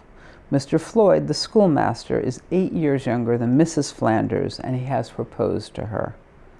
Archer, Jacob, and John are her sons. Mrs. Flanders is a widow. How could I think of marriage, she said to herself bitterly as she fastened the gate with a piece of wire. She had always disliked red hair in men, she thought, thinking of Mr. Floyd's appearance that night when the boys had gone to bed, and pushing her workbox away, she drew the blotting paper towards her and read Mr. Floyd's letter again, and her breast went up and down when she came to the word love, but not so fast this time, for she saw Johnny chasing the geese, and she knew that it was impossible for her to marry anyone, let alone Mr. Floyd, who was so much younger than she was. But what a nice man, and such a scholar. Dear Mr. Floyd, she wrote, I am much surprised, she wrote, but the letter which Mr. Floyd found on the table when he got up early the next morning did not begin, I am much surprised. And it was such a motherly, respectful, inconsequent, regretful letter that he kept it for many years, long after his marriage with Miss Wimbush of Andover, long after he had left the village. So you have the entire story, the narrative and the plot, in 3 paragraphs. 3 moving, funny, lively paragraphs.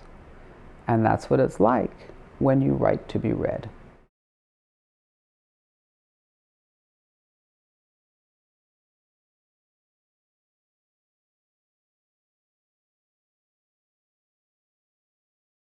We are so lucky today to have the journalist, memoirist, and New Yorker staff writer Ariel Levy with us to help us understand better writing about the self. I'm so glad you're here. Thanks for having me. I was wondering, since you do all three things so well, if you could talk a little bit about some of the differences in how you think about, as well as how the process goes for doing memoir, some of your journalism, and your personal essay. And I think that people might be particularly interested in the difference between a magazine article or essay that does contain some of your point of view and what you think of as a personal essay. Well, my practice, or what I've always done the most, is journalism, is writing about other people. So that's how I came into writing. And I think that's good training, actually, to write about yourself, because you get in the habit of observing and looking at things analytically and looking while you're listening for a point you can make, what's going to tie it all together. So with that as my training or background, with that as something I'd been doing for 20 years, I was able to take that skill set, those experiences, and apply it to my own story when I wanted to write a memoir. I was able to say, okay, I'm going to look at this as much as I'm able to in the same way. I'm going to try to use an objective eye. I'm going to try to report what I saw, and I'm going to try to think the whole way through about what this adds up to. And I think with first-person essays, I always think that what makes an essay is that you're posing a question or making an assertion. And that's a little bit true for all writing, I think. I mean, I'm sure not so much with fiction. You don't have to have a point in the same way. But whenever I'm writing a profile or a book or an essay, I'm always trying to think, what is the idea that this story adds up to? Because I find that grounds me. That helps me think that everything I'm describing or trying to do has to come together towards this spinal column of one point. And if you were going to try to describe the difference maybe between a personal essay then and a memoir, is it just a matter of length, or is there some other difference in where it stands? I know when I'm writing, people ask me sometimes about the difference between a novel and a short story, and I always say, a short story is like having a cold, a novel is like having the flu. It's bigger and deeper and longer. But I wonder if there's some other structural differences when you're saying, well, maybe you can give us an example of like a personal essay. Well, I mean, I think I actually think of it exactly the same way you do, but I try to think of it as in terms of romance instead of illness. Like I try that is nicer. I mean, depends. I try to think of, a personal essay is like a little romance, and a book is a marriage. I mean, a book is day in, day out, and you better really be able to live with this thing and sit through it even when it's tough. I mean, I found writing, I've only written a few personal essays. I've only, on occasion been moved to say, I have something that I want to say about myself. And the way that's happened is that in my head, I can see, okay, this isn't just a story. Because, you think of stories about yourself all the time, but like, who cares? It's a story that tells an idea, if that makes sense. Like, it's a story that adds up to something. For me to write about myself, I need that. I need, for a book or an essay, I need a concept that's bigger than just my own story. Otherwise, I would feel uncomfortable. I'd feel like, what's the point? What was the first time that you encountered that you thought, this is a concept, this is not just an anecdote about my own life? Well, I think that the first personal essay I ever wrote for publication was for New York Magazine when I worked there. And it was about choosing what to wear to my wedding, to my first wedding. And the idea was that, picking a dress to wear to a wedding ceremony between two women, it was like a metaphor for what do you do with gay marriage in general. It wasn't legal yet then, and it was like everyone was trying to figure out what it meant. So it was a way of talking about what was happening for me, but it was a way about a way, excuse me, of talking about what was happening, I thought, across the culture, and people trying to figure out how this fit and how to make this look right and feel, I don't know what, American, something. What was it like for you after writing that first essay? Did you have much of a response? And also, what was it like internally to see yourself in the page as the subject rather than the writer? It was fine, because the thing about a first-person essay or memoirs, people always think, oh, you're so exposed. You're not. You wrote it.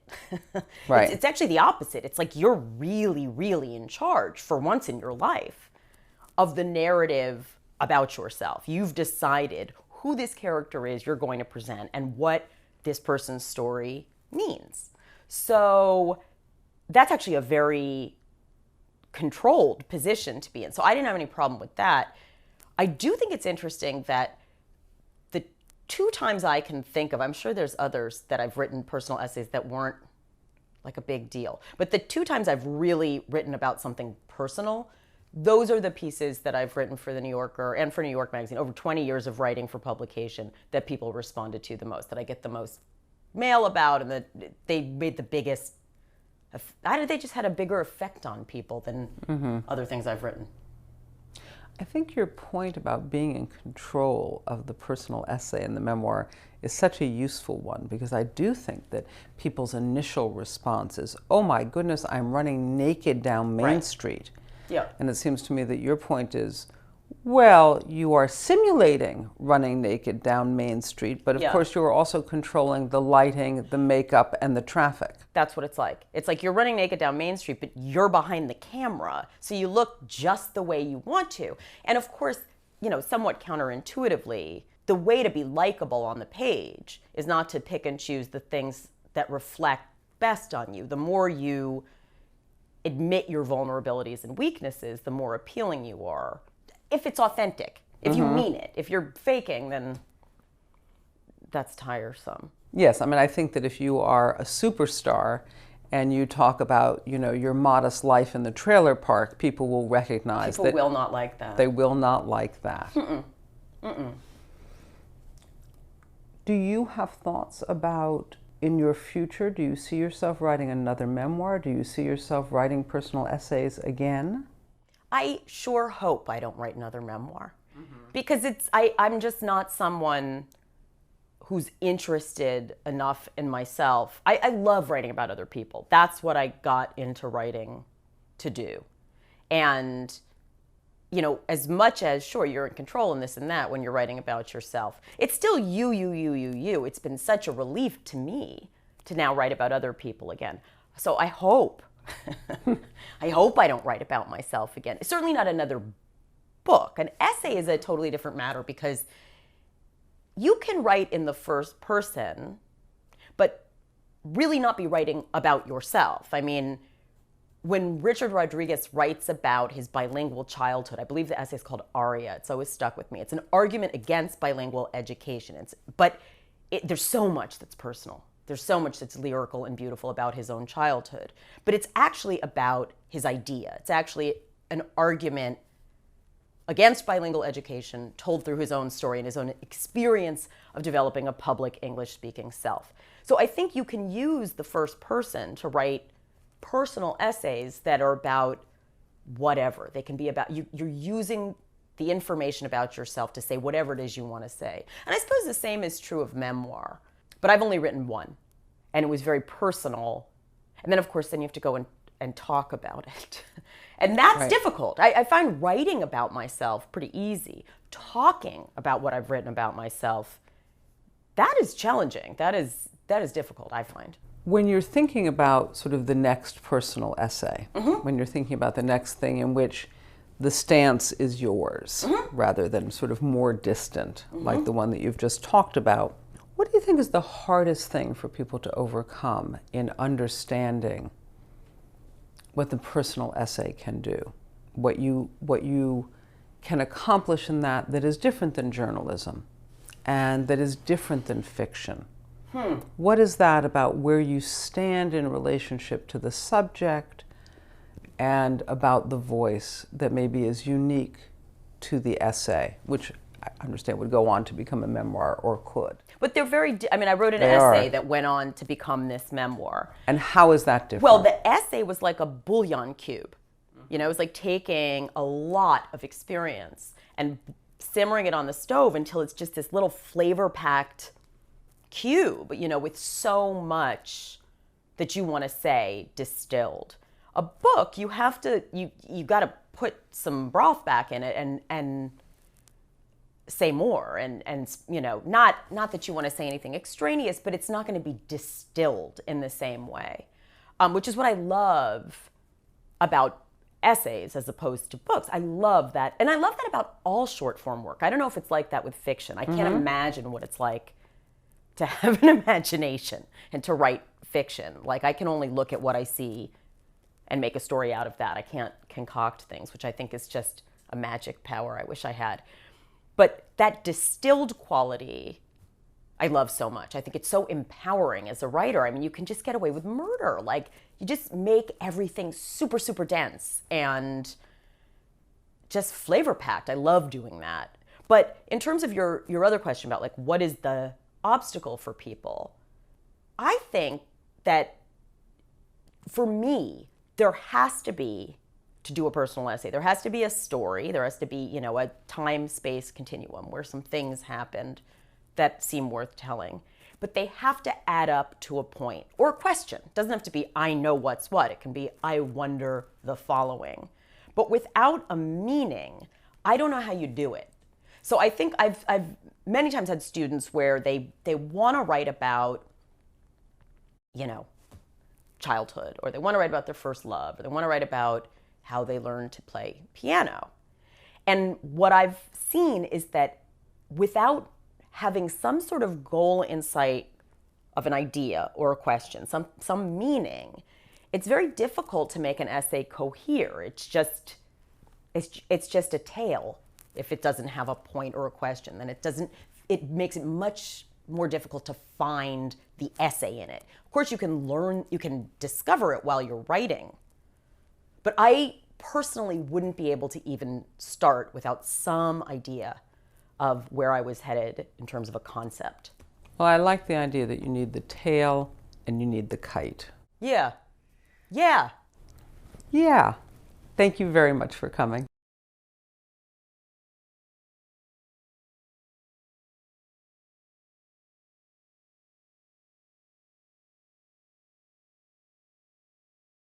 Hello. As part of our effort to write to be read, in other words, to be not just people who are expressive or writing in our journals or our diaries, we are writing to communicate with other people, people who don't know us, people whom we have to engage as readers. And we only have a few weapons available to us. There are only a few ways in which the writer communicates with the reader.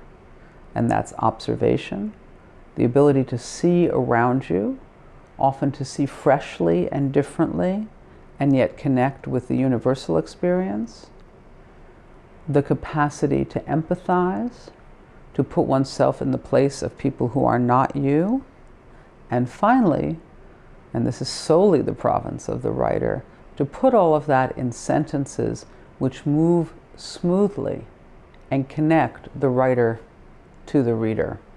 In Mary Karr's Art of the Memoir, she talks at some length about the best shape for a personal essay. And I think that understanding how we structure our connection to the reader is a good place to look. This is her chapter called On Book Structure and the Order of Information. And she begins with a quote from St. Augustine in The City of God. Do you wish to be great? Then begin by being. Do you desire to create a vast and lofty fabric? Think first about the foundations of humility. The higher your structure is to be, the deeper must be its foundation. I think that's probably good advice for life, but I know that it's good advice for writing a personal essay. In terms of basic book shape, Mary Karr says, I've used the same approach in all three of mine. I start with a flash forward that shows what's at stake emotionally for me over the course of the book, and then I tell the story in a straightforward, linear time. In other words, she does not begin at the beginning. She, too, has learned how to avoid the expository lump. I wouldn't suggest that shape for everybody, but I would say you have to start out setting emotional stakes. Why is this enterprise a passionate one for you? What's at risk in telling the story? You need to establish that early on. That's why the flashback structure, which I borrowed from Conroy and Cruz, among thousands of other storytellers, is a time-honored one. It's sitting on the coffin. It's telling the tale of a death, or, in my case, a rebirth. Young writers often ask me to help them order information in a story, but there's a proven method you can try. Imagine sitting down to tell it to a pal at lunch. You'd have no problem figuring out what goes where in the story. Usually the big story seems simple. They were terrible. I was wonderful.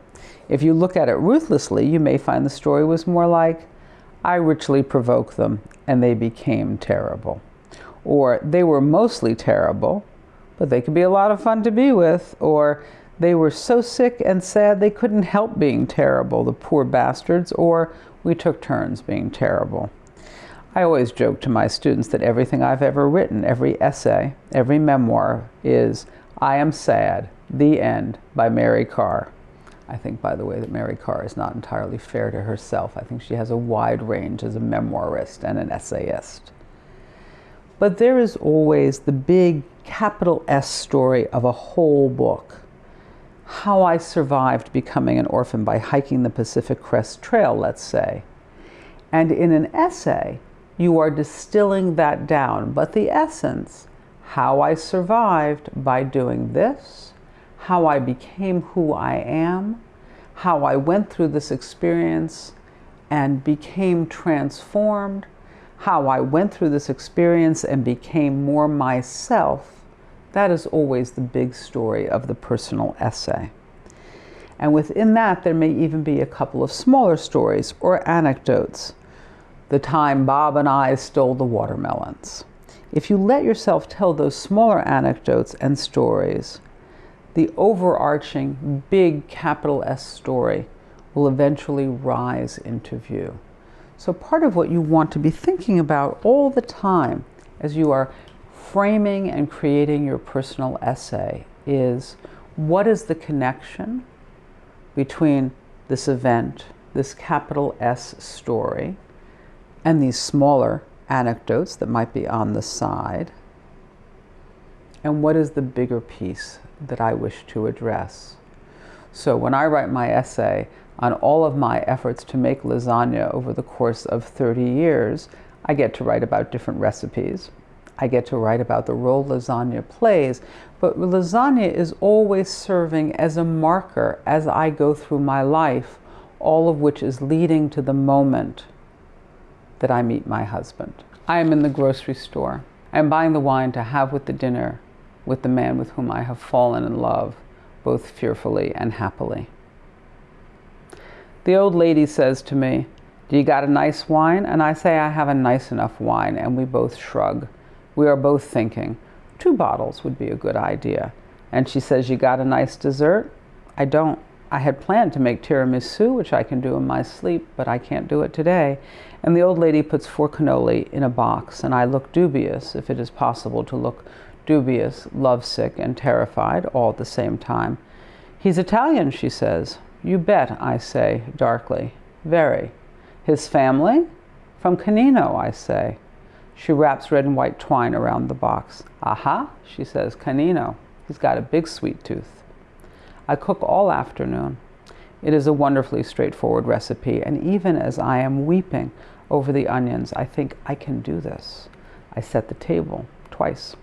I shower and I try on clothes that seem appropriate for the occasion, although I cannot bear to characterize the occasion.